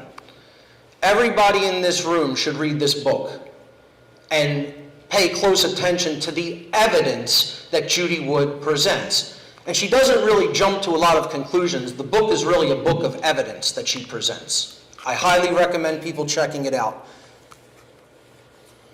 Here is another big part of the evidence. And I want to recall your attention to when Tesla said if he let his oscillator go, it would rip away the stone structure, or the concrete structure of the building first, then it would disintegrate the steel and bring it down in a collapse.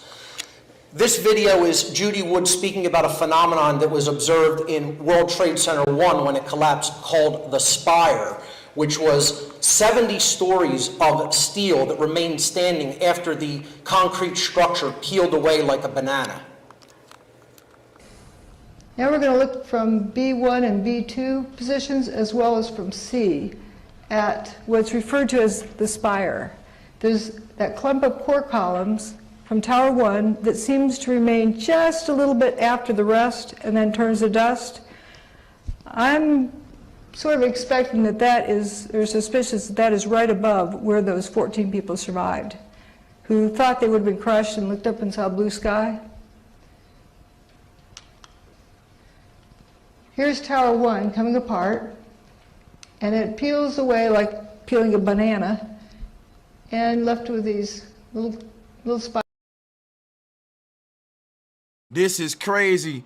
You talking about thick ass concrete pillars, walls, structures being disintegrated like that sparkler, just turning into dust. What kind of technology do we got on Earth that can make the strongest and thickest steel beams made by man, the strongest concrete made by man, disintegrate within a matter of seconds? Yes, I said the word disintegrate. Look it up. This ain't a word you want to use lightly. If I say something disintegrated, that mean it turned from solid to dust within a matter of just little time. So this is what we're seeing, and this is what Tesla described. Tesla said he had some weaponry using scalar waves that can make solid structures behave like what we see here with September 11. I'm not gonna interrupt Dr. Judy Wood anymore. She's the expert. I'm just excited. So let me rewind it, and I won't talk into the end. Woman who I highly suggest everyone really look into the empirical data that she has presented in her book. This is Dr. Judy Wood. She wrote a book called Where Did the Towers Go? Evidence of Directed Free Energy Technology on 9/11. Everybody in this room should read this book and pay close attention to the evidence that Judy Wood presents. And she doesn't really jump to a lot of conclusions. The book is really a book of evidence that she presents. I highly recommend people checking it out. Here is another big part of the evidence, and I want to recall your attention to when Tesla said if he let his oscillator go, it would rip away the stone structure, or the concrete structure of the building first, then it would disintegrate the steel and bring it down in a collapse. This video is Judy Wood speaking about a phenomenon that was observed in World Trade Center 1 when it collapsed, called the spire, which was 70 stories of steel that remained standing after the concrete structure peeled away like a banana. Now we're going to look from B1 and B2 positions, as well as from C, at what's referred to as the spire. There's that clump of core columns from Tower 1 that seems to remain just a little bit after the rest and then turns to dust. I'm sort of expecting that or suspicious that is right above where those 14 people survived, who thought they would have been crushed and looked up and saw blue sky. Here's Tower 1 coming apart, and it peels away like peeling a banana, and left with these little spires sticking up. That's about 700 feet tall. It's got to be pretty strong to be standing unsupported that tall. Here's Building 7, which is a 47-story building. It's like 650 feet tall, approximately. This has got to be over that. And here's a closer view, and then it starts to drop down and kind of faints, turns to dust. Now, if that thing tipped over, it would take out a few blocks worth of buildings. Did you hear what she said? See, when the building peeled away like a banana, this steel beam that was like 70 feet high was still standing.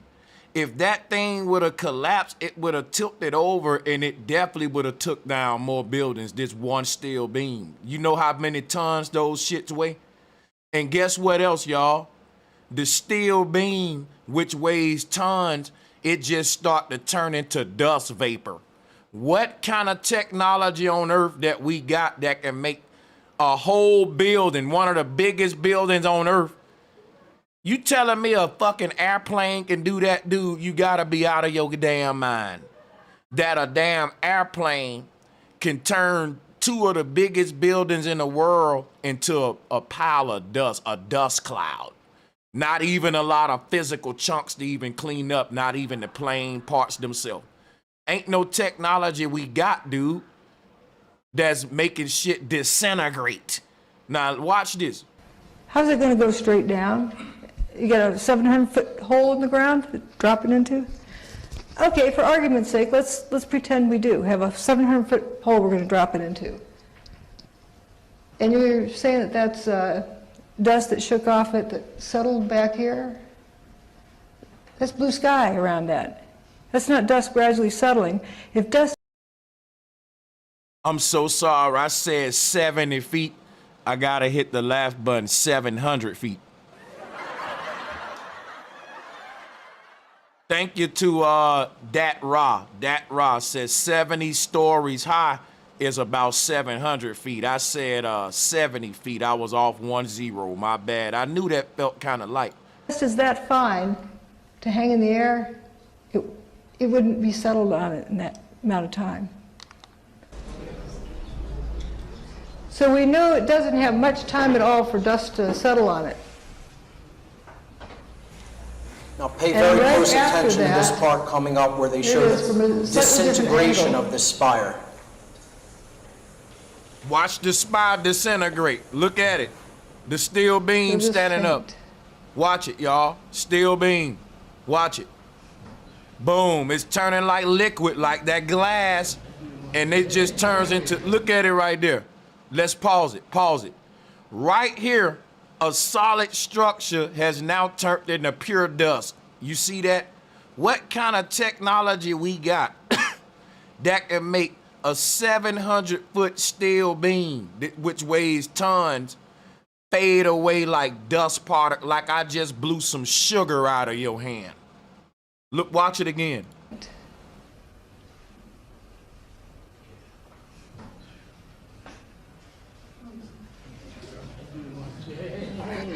Just faints and dustifies. Pretty neat trick. Now we're going to look at still frames from yet a different position. Remember, it peels away like a banana, leaves it exposed. Blue sky, crisp edges. That's not dust settling on it.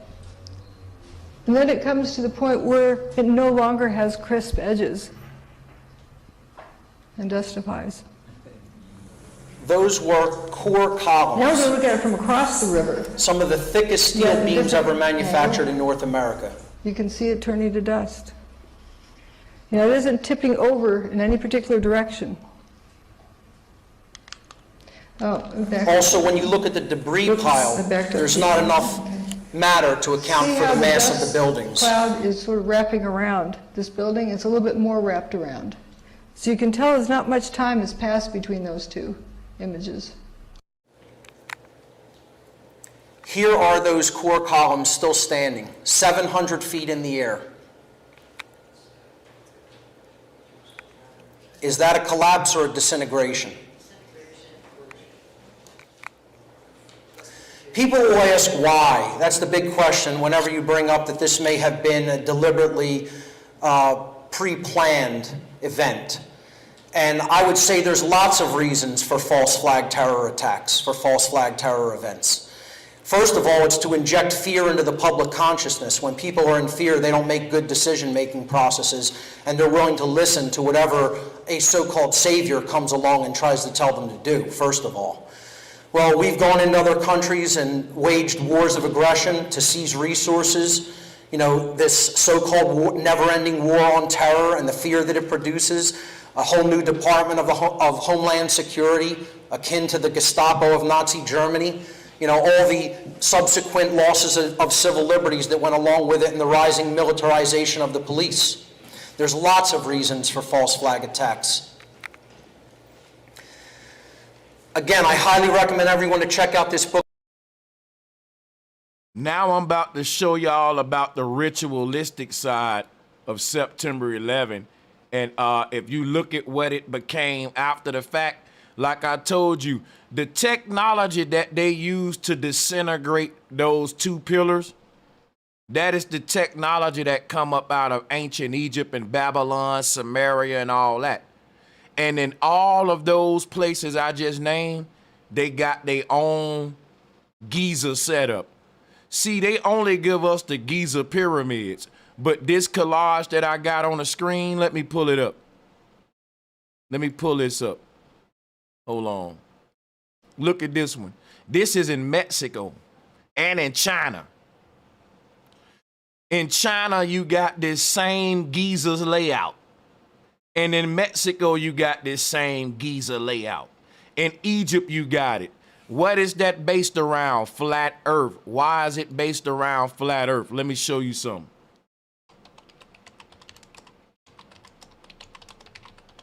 Check this out, right? Watch this shit. Here's how the sky work on a flat Earth. There is one pole, and all of the constellations go around Polaris. That's it, over and over. So because of that, I can locate one constellation in the sky, for example, Orion, right? And I can build a structure on Earth in honor of Orion. Hold on. Right? And that'll be as above, so below.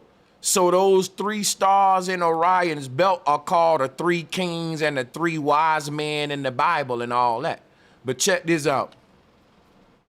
These 3 stars are connecting 7 earth kingdoms together with a divine occult secret of knowledge.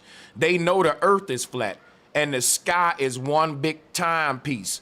So what every nation that was part of this ancient order, what they did, they built the structure on earth in honor to Orion. What that is the secrets. What this know is as the sky turned throughout the ages, when Orion is aligned with Giza, then the occult know that they need to operate a certain way. It's a certain time. Like when your clock hour hand on 3, 4, 5, 6, 7, you behave different. On a macro level, the occult, which are immortal souls that's looking at time on a bigger scale because they've been here for fucking thousands of years, right? If not longer. The earth is a big clock to them. So in each of these continents, you got a Giza structure, and it takes years for Orion to make it to your structure. It ain't that the fucking Egyptians created Giza and that Giza aligns with Orion. It's that the Egyptians did it, the Mexicans did it, the Chinese did it, the Babylonians did it. This same doggone pattern for their god Moloch. They sacrifice souls to this god. And I'm telling you, look at the World Trade Center. That's why I put this up. That's the World Trade Center in the middle. So don't you find it strange that the World Trade Center, which is representing these 2 pillars with what we see in Babylonian culture, Freemasonry, ancient Egyptian, Joachim and Boaz, and and you think about it, everybody's doing the same thing. What I'm saying is that these pyramids represent a kingdom that ain't here now. It vanished. And they say, did it just vanish into thin air? I got news for you. When you understand how the ancients scaled up this scalar technology, it's possible that, yes, you can have several floods and resets, but it ain't a liquid flood. It's a flood of scalar waves going throughout all of the earth. And like the Bible said, no stone will be unturned. It'll be basically disintegrated into dust. And we'll say, well, what happened to the people in the old world? And scientists will say the same shit. Well, they destroyed themselves, but we don't know how it happened. When they all know how it happened because they keep fucking bringing back the same Babylonian technology.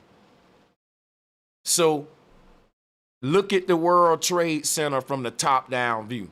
Why does it look like Giza and all these other places? Because these are places where rituals took place, reset rituals. See, if the Tower of Babel was a real thing, then guess what? A lot of people died back then in multiple skyscrapers when their enemy came through with scalar wave technology. Now they told us that the September 11 towers was always under construction, meaning that they never were finished.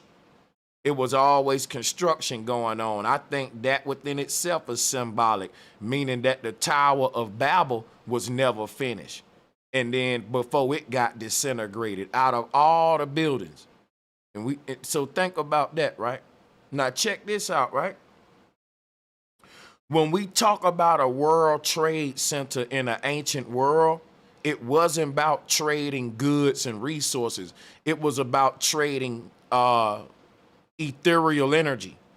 See, for energy to flow, it has to pass through a circuit like system. It has to like a river. It has to be in motion. Think of a lazy river going in circles. There was a galactic federation on the earth where all of the countries that wanted to participate in this new energy system that Tesla was talking about, they created 2 towers in their country. These would have been the tallest structures in their country. And that would have connected to the 2 towers in everybody else's country that was part of this huge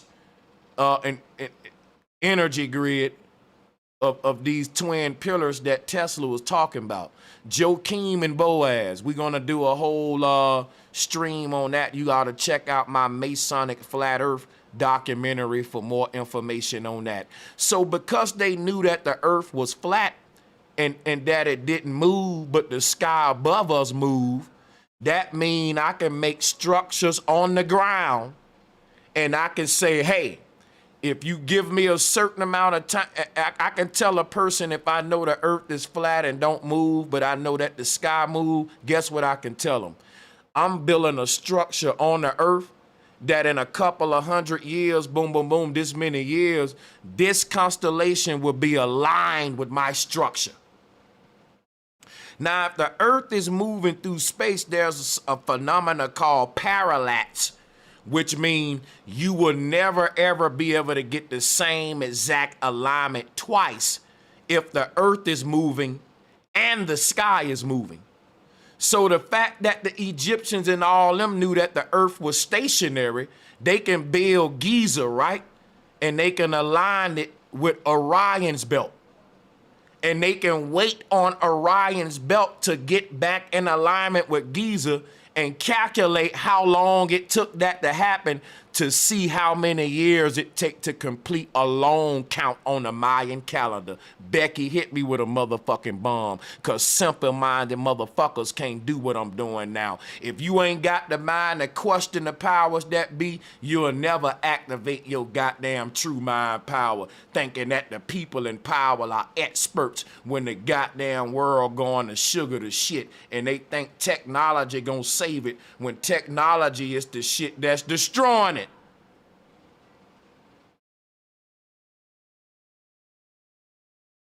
So let's go ahead and play that video, man. I think that's pretty much it for the video, matter of fact. Let's make sure, though.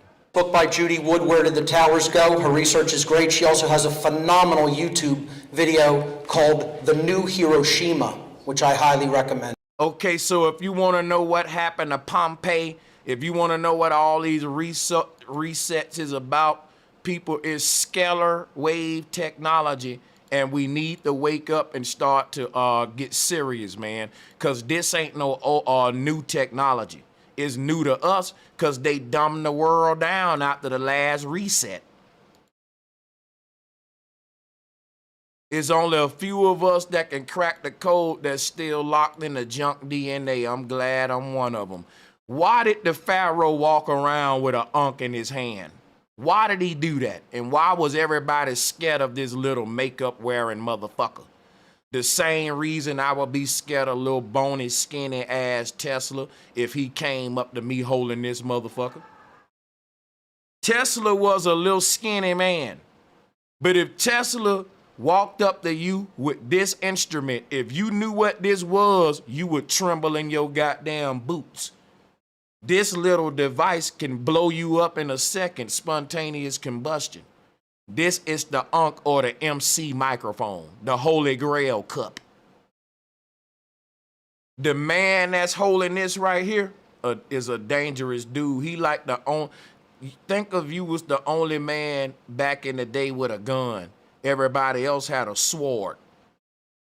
And the gun that you had is more advanced than any Smith & Wesson or 9mm, anything we got that's shooting a physical projectile.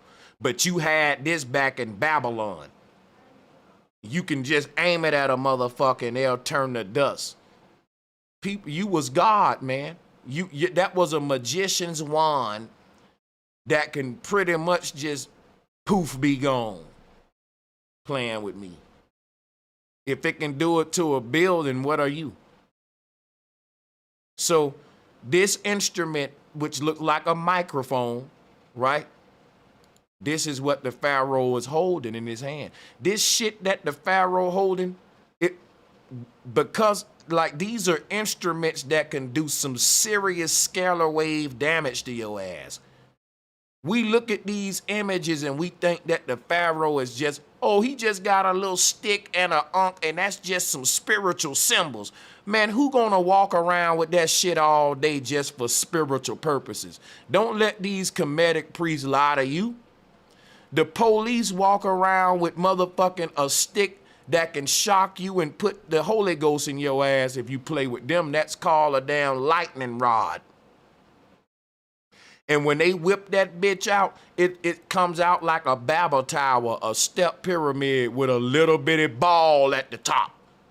And it's gonna put the fear of God in you, trust me. Trust me. Because when they whip that stick out, you can hear the scalar waves frying the fucking air around you. You know what that's gonna do when it touch you. You don't know the technology, but you know something in your mind click like, okay, I better comply because when he hit me with this bitch, this gonna be different. Like this some different shit. I'm telling you that the Pharaoh didn't walk around with a bunch of decorative, spiritual fucking gestures like Jabari and all them fucking clowns over there in the HOK. Niggas ain't got no motherfucking knowledge. That's why they gotta cheat when Brother Sanchez come around and I don't respect no snakes and no motherfucking cheaters. You give niggas a fair fade and let the best man win. Y'all are the type niggas that'll jump niggas and shit. That don't make you tough. That make y'all niggas some hyenas. That's why I don't feel you niggas. I know what kind of cloth I'm cut from. You niggas only like that when you clicked up. Now watch this, right? This Pharaoh wasn't walking around with a bunch of goofy ass shit like Jabari and that other nigga, Baba. What's his teacher name? The NYPD. I want to get my disrespect on. Wait a minute, I forgot that nigga name though. Nigga, it's up and it's stuck. Now watch this, right? The Pharaoh didn't walk around looking goofy like niggas in Harlem and Brooklyn with a bunch of dumb symbols and shit that they didn't know nothing about. This shit was technology that the Pharaoh had. Then nobody fuck with the Pharaoh, and not just because he can fight good, it's because it didn't matter if you can fight good. Once he touch you with that rod, it's a wrap. So you can fight as good as you want, but it's just a matter of him touching you one time with his rod and it's gonna stop whatever you're doing. It's like a taser. And there were no other men on the earth with this kind of technology. People feared these guys. They didn't know the technology that was in the stick. They thought the technology was in the Pharaoh. He told them, I'm God. I'm striking you down with a lightning rod. He was Zeus. The Pharaoh was considered God.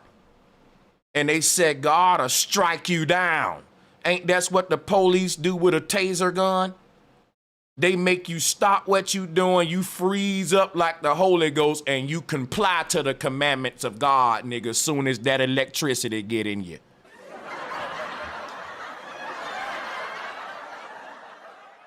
I'm telling you, this was just man-made authority back then, and it's still the same way today.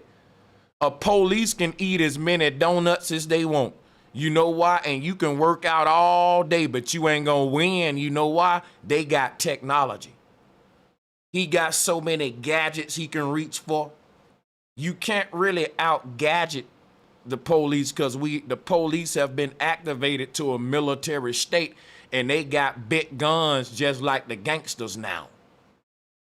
So that was September 11 got a lot to do with that too. So see how all this stuff coming together? And I'm showing you how the Twin Tower ritual is a Babylon Tower ritual with God knocking the damn Babel Tower down. America is Babylon. And the God that knocked the tower down in the Bible, he was the God El, electricity. This is a fucking fractal code. The Babel of, see, that's what I'm saying. Every time a generation get this knowledge, they gotta reset their whole infrastructure with this new electric grid and IoT, Internet of Things.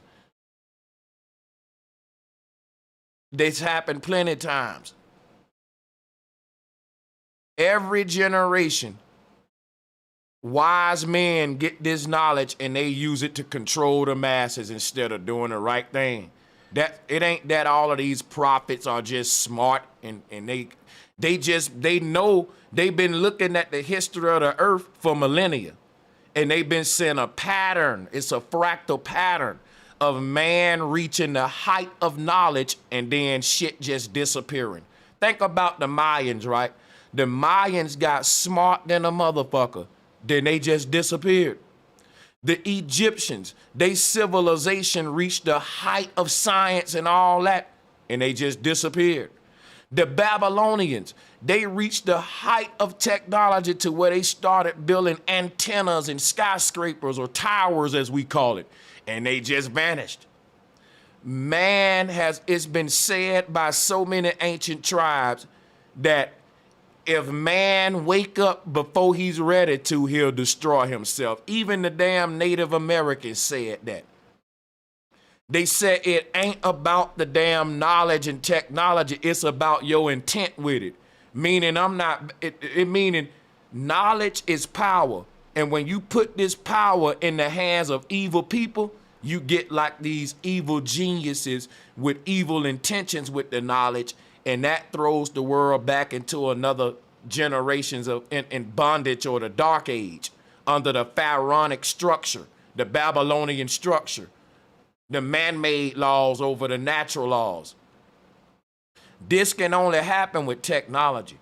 Nobody will be scared of the powers that be if they didn't have technological gadgets that we can't make.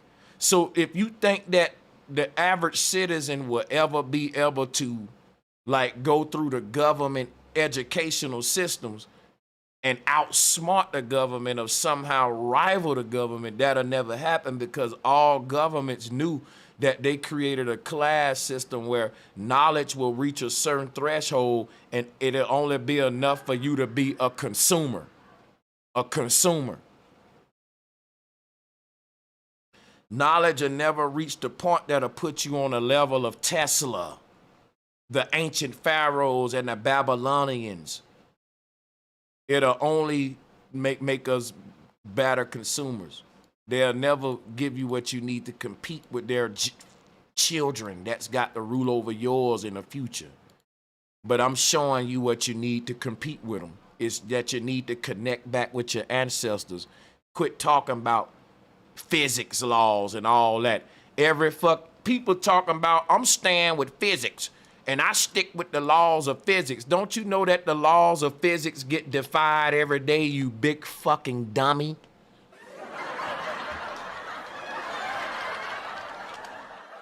That's because man make the laws of physics and man ain't always right, nigga.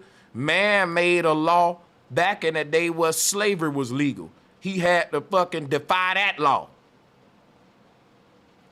Every day they create some new technology that's quote unquote defying the laws of physics. Why the fuck the laws of physics keep getting defied so goddamn much? You know why? Because man made these laws and he ain't right about them all.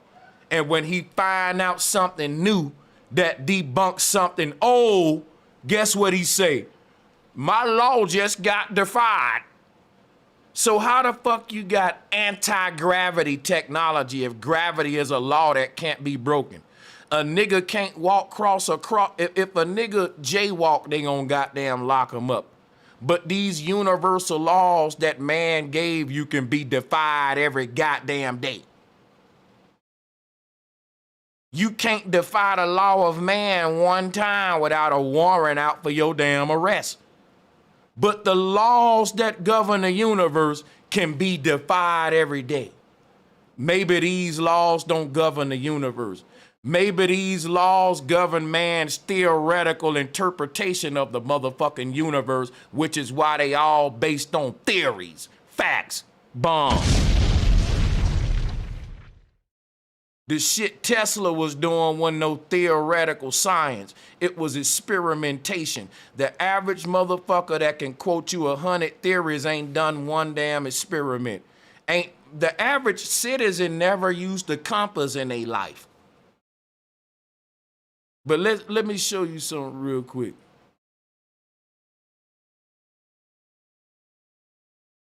People think they smart because they can memorize good.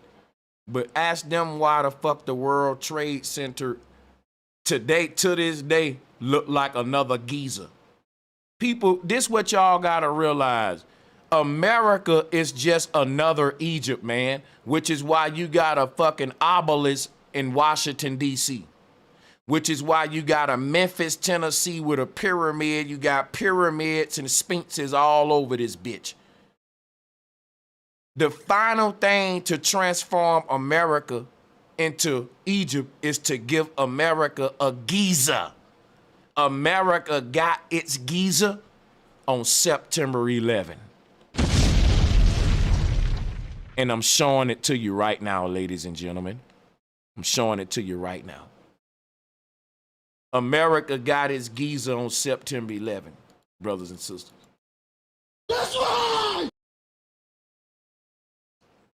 And everybody that has a Giza, their Giza is surrounded with a death ritual. Yes, if you go and read about the Egyptian Giza, it's all about the Book of the Dead, the Pharaoh's soul being, everything is about sacrifices to the Pharaoh. People go to Giza this day with gifts and all that to put in the Pharaoh's tomb. Now, the ultimate sacrifice that you can pay to the Pharaoh is a human life. A human life. Even the God of the Bible wanted his prophet to sacrifice the damn son on top of the mountain. That's the pyramid symbolism. See? The people that was sacrificed at the World Trade Center, this happened in the same area where there's a golden bull at. Come on now, the Twin Towers is right there on Wall Street, buddy. And we know that the golden bull is right there on Wall Street. You talking about a sacrifice? That is the god of Babylon, and those Twin Towers was Joachim and Boaz. This is a Masonic ritual that ain't just happened in America time. See, in Babylon and all these other cultures, whoever get to the Holy Grail first, they gonna control the world. And what is the Holy Grail cup? I just showed it to you. Let me show it again. It's a Tesla's oscillator, buddy. Every reset, there is a race for the Grail cup. Go watch Indiana Jones. They show you all of these folks trying to find the Holy Grail. But the Holy Grail has been found. The people in power been got it. This is a joystick remote controller. Whoever got it control the world. So you can look at this just like a joystick. Let me show you. It's like one of these. Whoever gets after every reset, right? Whoever emerges with this technology right here, they control the world. Now look at the doggone step pyramid on that joystick. You see the step pyramid? And then the one, which is Christ, is mounted on top of Mount Calvary, the Moloch god. Neo arranged as one. Christ said, I am the light. Why did Christ say, I'm the light? And why was Christ on top of a pyramid? Let me show you. Look, Christ said, I'm the one and only. There are no others beside me. This Neo in the Matrix, the one, that's the beam stalk, and is mounted at the top of the pyramid. So even on this joystick, you can see that same symbolism. The one that's controlling this whole earth kingdom, or the Babel Tower, is the energy coming from the top down, like a pyramid in a sand hourglass. When you flip it over, the pyramid is built from the top down. Now let me show you something.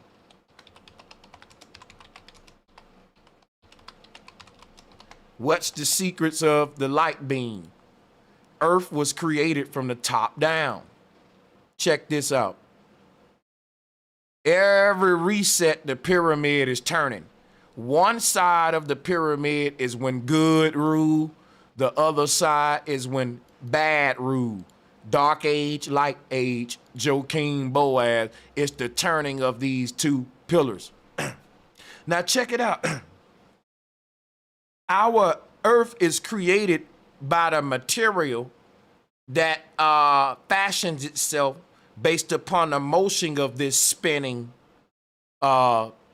turbine system, or whatever you want to call it. Because what happens is, when it's time for hell to made, it spins around to that world, and then the material goes through a vortex called CERN, and on the other side we make it, it's like a back and forth between these two worlds. Even if you pull up, let me see if I can show you some NASA artwork real quick. That's gonna show you this. They got this, and they show us this. I've seen this before, where they'll show you like a galaxy forming, and it'll be in this. Here it go right here. Here it go right here. That's the hourglass I'm showing you. So this is like the formation of a galaxy. So these are like the two pillars that Moses was standing in between. Let me show you. But they show you like a galaxy being formed. The two pillars of water that Moses is standing in between is showing you this whole God. In Egyptian, Moses would be the god Shu, and the waters that he's splitting would be the primordial waters.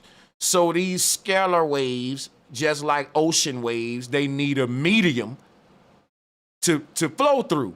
And the ether is this invisible magnetic primordial ocean, which serves as the medium for radio waves, scalar waves. Any kind of wave need a medium, like I said, like with ocean waves. Can't have them without the water. So, like, watch this. Here's Egyptian cosmology. And you can see in the middle of this blue, God is called Nut. It's him splitting the sky open in half, just like Moses. Just like Moses. So the word Moses, right, is Moses, because you have one ocean, but when you split it, you get more seas, or more. I know that sounds crazy. Moses. That's literally how simple deciphering this shit is. Just call a spade a spade. Moses is making Moses. It was one sea until Moses showed up. And this shows you how a cell is split and how a galaxy turns from one galaxy into two galaxies now. Now you got two worlds, and you exist in both of them. And this is how a Mandela effect is created. Because when a galaxy split, and one of the galaxies is Berenstein Bears, and the other one is Berenstain. Now let's look up something called meiosis, which is cell split. This is what happens in a cell split where one universe becomes two. You see what's happening here? This is called meiosis. And in the Bible, they call it Moses. But they're just teaching divine science of how to separate the waters from the waters like the God in the Bible did. And you do that with scalar waves. You do it by thinking in terms of energy and vibration, just like what Nikola Tesla said. Now let's move on. This hourglass shape is literally what we want to, people have learned in the conscious community that the pyramids were built from the top down. This is the secret of how the pyramids were built from the top down. The energy is coming from above to below. And it's piling up and expanding outward and expanding universe. Why? Because the energy is constantly flowing from the top to the bottom and making the base of the pyramid get wider. People, it's time that Brother Sanchez can't be the only one doing this. It's plain and clear what the ancestral symbols was telling us, which is why I love that I'm connected. I see what they were saying. But what Tesla created, whichever generation creates this oscillator first, they control the world. So this is like a joystick, okay? This is the button that they talk about where you can press it and you can just destroy the whole world. They show you that in all of the movies. It's this joystick, boom, right here. Tesla had it. If you scale this up to a bigger size, this can obliterate entire, like this can really cause resets. Because the nature of our reality, right? Let me show you why. Let me show you something. Our entire earth is just what we call in physical matter being structured by an ethereal torus field. You see this bubble? That's the shape of our universe. Look at the Hebrew model. But everything in the physical world is assuming the shape of magnetism. So you have water, earth, wind, and fire, and they are structuring themselves based upon the flow of magnetism. And because of that, we get a sky above us that keep turning the gas elements around each day, creating night and day. Like the Hebrew set right here. The sun and moon are like ice cubes in a cup. And when we stir it up, everything inside of this medium called water will be stirred up too. So the one that's during the stirring is this God stick in the middle. It's stirring up the ether, and the sun and moon and clouds and atmosphere, all of that are just gases which sits within this magnetic ocean, is contained. Just like you have different gases in the ocean, making up the composition of the ocean water, giving it a recipe for life to team.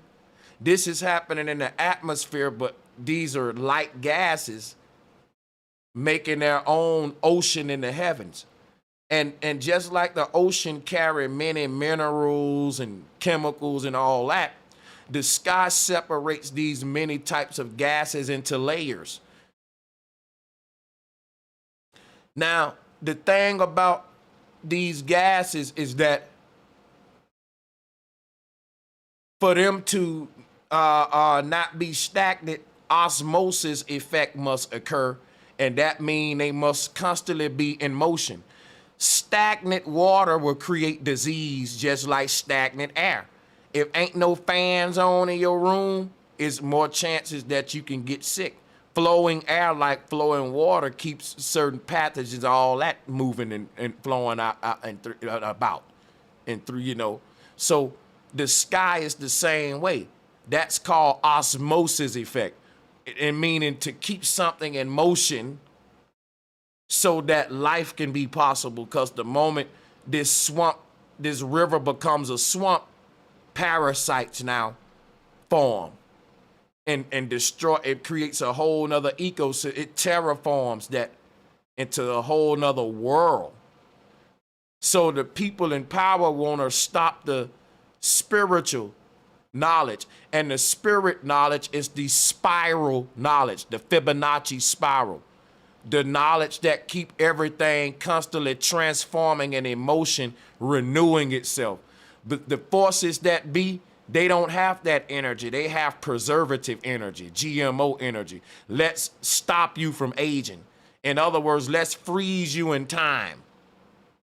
If you 11 years old, I can make you immortal. You'll never age again. Now you stuck as 11. You'll never grow. That's what's called Babylon, Babyland. It's the knowledge to preserve everything under the guise of you saving it, but you're not letting it naturally evolve. It's like putting preservatives in food so it can have a longer shelf life. That's their concept of immortality. And it's a flawed Arconian approach to reality.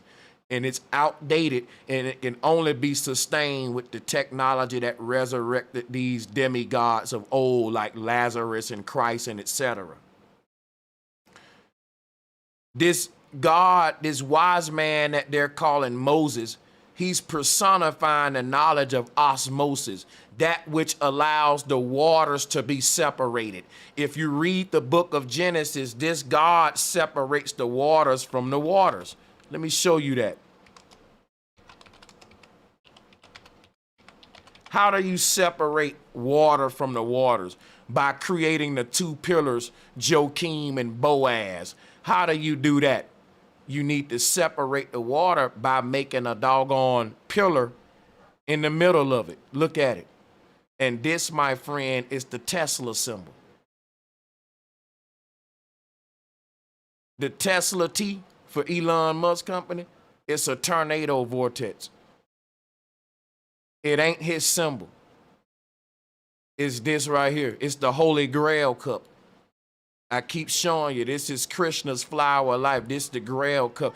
This is the UFO ship with the beam that touches down. Once that tail touches down, the waters are now separated from the waters. You know what this is called? Osmosis. Guess what was the dude name that separated the waters from the waters? Osmosis. Guess what kind of technology he used to do it with ultimately? What we're calling scalar waves. Scalar technology. Vibrational energy. Tesla told you, think in terms of vibration and all that. And this oscillator right here can crush 2 twin tower buildings in less than an hour, son, and turn it to dust. You won't even find no traces of no steel beams. We ain't got nothing that can do that. This was some technology that was going over everybody's head.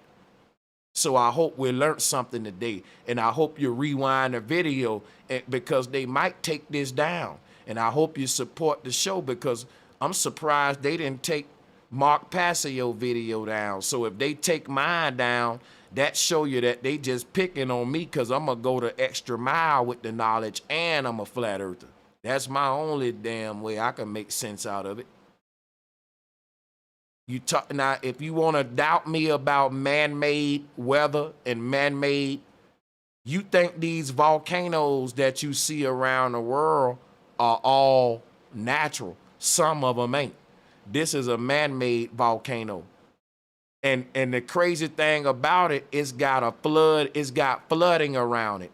Now, I told people, these people in power used to worship a god called Vulcan. That's where we get the word volcano from. And they had ancient geoengineering weather control technology. They would make man-made volcanoes rain acid. Yes, you can mix certain dirts and dust together and it'll make a big dust cloud that will eventually cause rain if you know where the wind blowing. We're talking ancient weather warfare that was used by the cultures that worship the god Vulcan. And I did my research on this.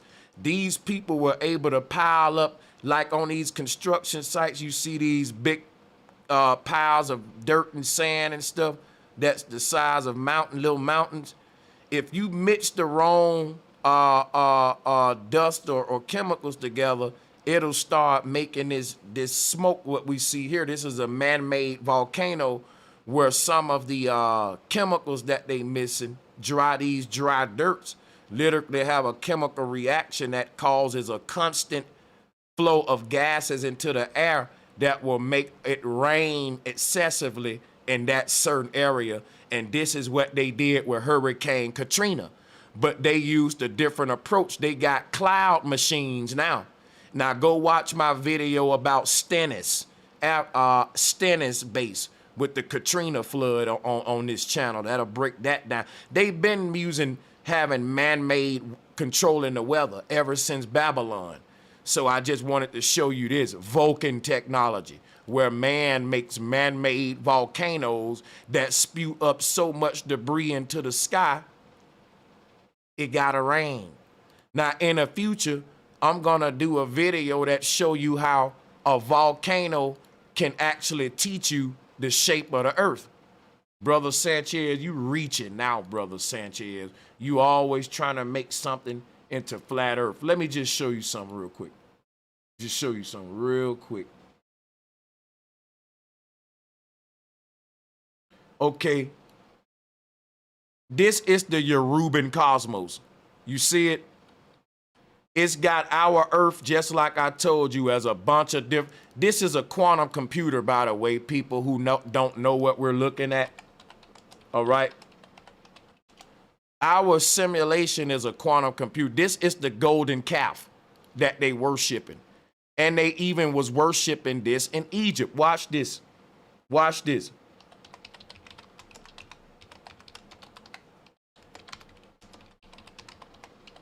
In ancient Egypt, they was worshiping a quantum computer as that which would give them immortal life and resurrection. Here go a quantum computer. Here go these pillars that they was worshiping. This creates a hive mind. I'm not going to go into that. Basically, our Earth is a big quantum computer, and you got to be raised up from each floor, which is a Hiram Abiff ritual in Freemasonry. So all of the resurrection in these religious ceremonies is based on Freemasonry. That's neither here nor there. Let me show you some over here. Here is the Polynesian concept of the universe. It's mathematics behind this, people. Don't you see the protractor? It's math behind this, the all-seeing eye, right? Which gives you all of these degrees of the firmament dome. Look at the doggone protractor. There's a TV company called NBC. This is the all-seeing eye, folks. Let's go back to the Yoruban cosmology. You see it? Now, what is this, though? It's a volcano, look. It's simply a volcano. If you look at how all of the lava flow through all of the different layers on a volcano, all of the roads lead to the middle of it, like the North Pole. All roads lead to the middle. You see? All roads lead home to the North Pole. And if you look at the way a volcano is made, it's just like the flat earth, which is why they had a god called Vulcan. Yeah, you niggas can't do it like me, and I'm glad. It's your ego in your way. You can't get where I'm at till you get over that. I'm so glad that it's that way. Watch this, y'all. You see this right here? Bam. Look at this and look at the Yoruban cosmology. Now let's take a look at the inside of a volcano. Come on, man. Come on, man. It's right in your face. And the reason that there is no capstone on the pyramid is because the fire is flowing out of that. That's the star at the top of the Christmas tree, the living life coming up out of the simulation. So if you look at the Hiram Abiff ritual, this is a soul rising up out the simulation. So yeah, I went deeper than 9/11 today. I'm showing you that the people that was sacrificed in them towers could have been part of a big galactic ritual, and they crossed over to another side and they was participants in a big world stage play.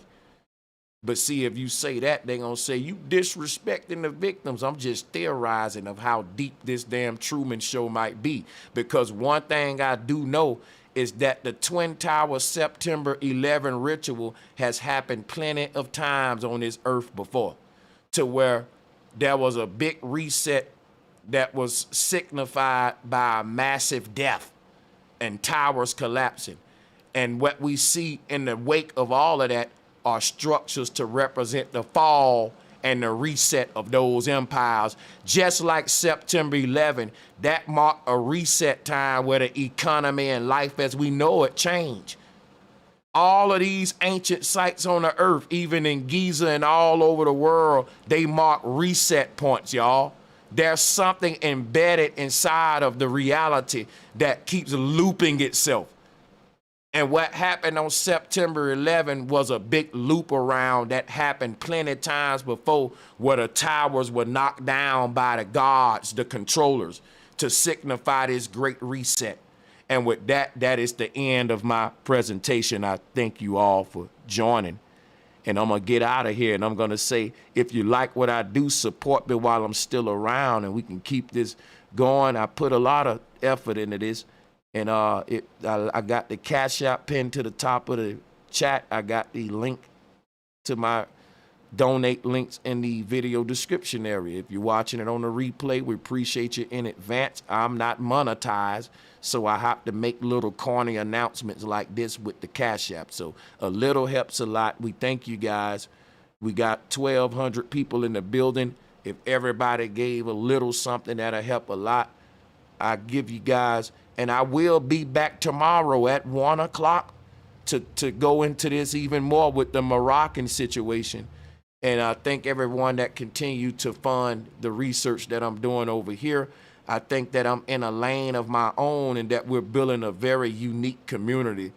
And we'll definitely open up the panel tomorrow if I have time. I should have time, but we're not going to be able to open it up tonight.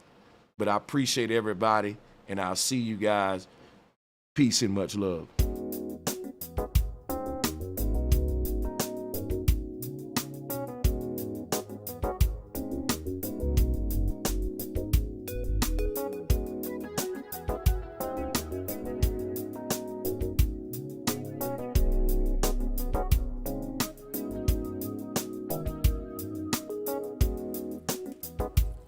Bro Sanchez, just one who's out there in the fight to teach. Bro Sanchez, you got the story right, and now I see, yeah. Bro Sanchez.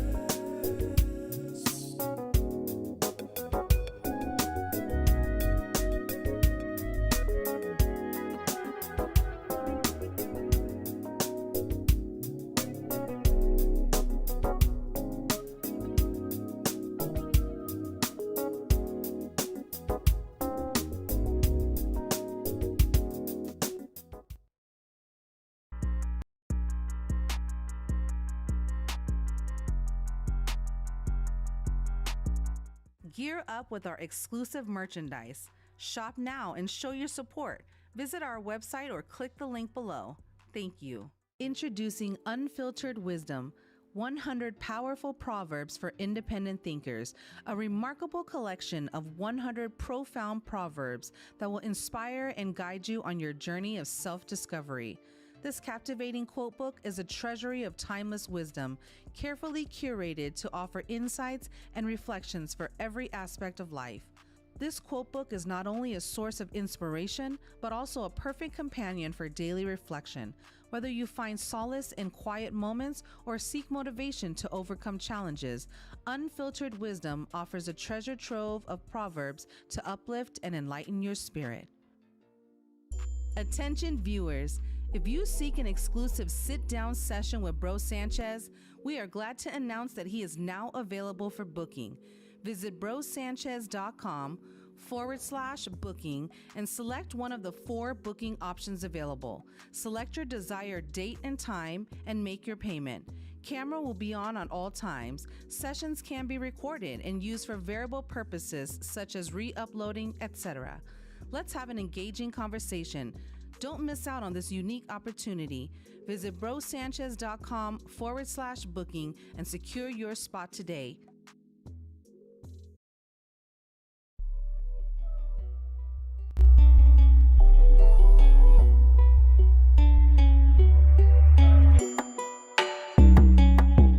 Introducing the 2024 Flat Earth Wall Calendar, the ultimate companion for truth seekers and awakened minds alike.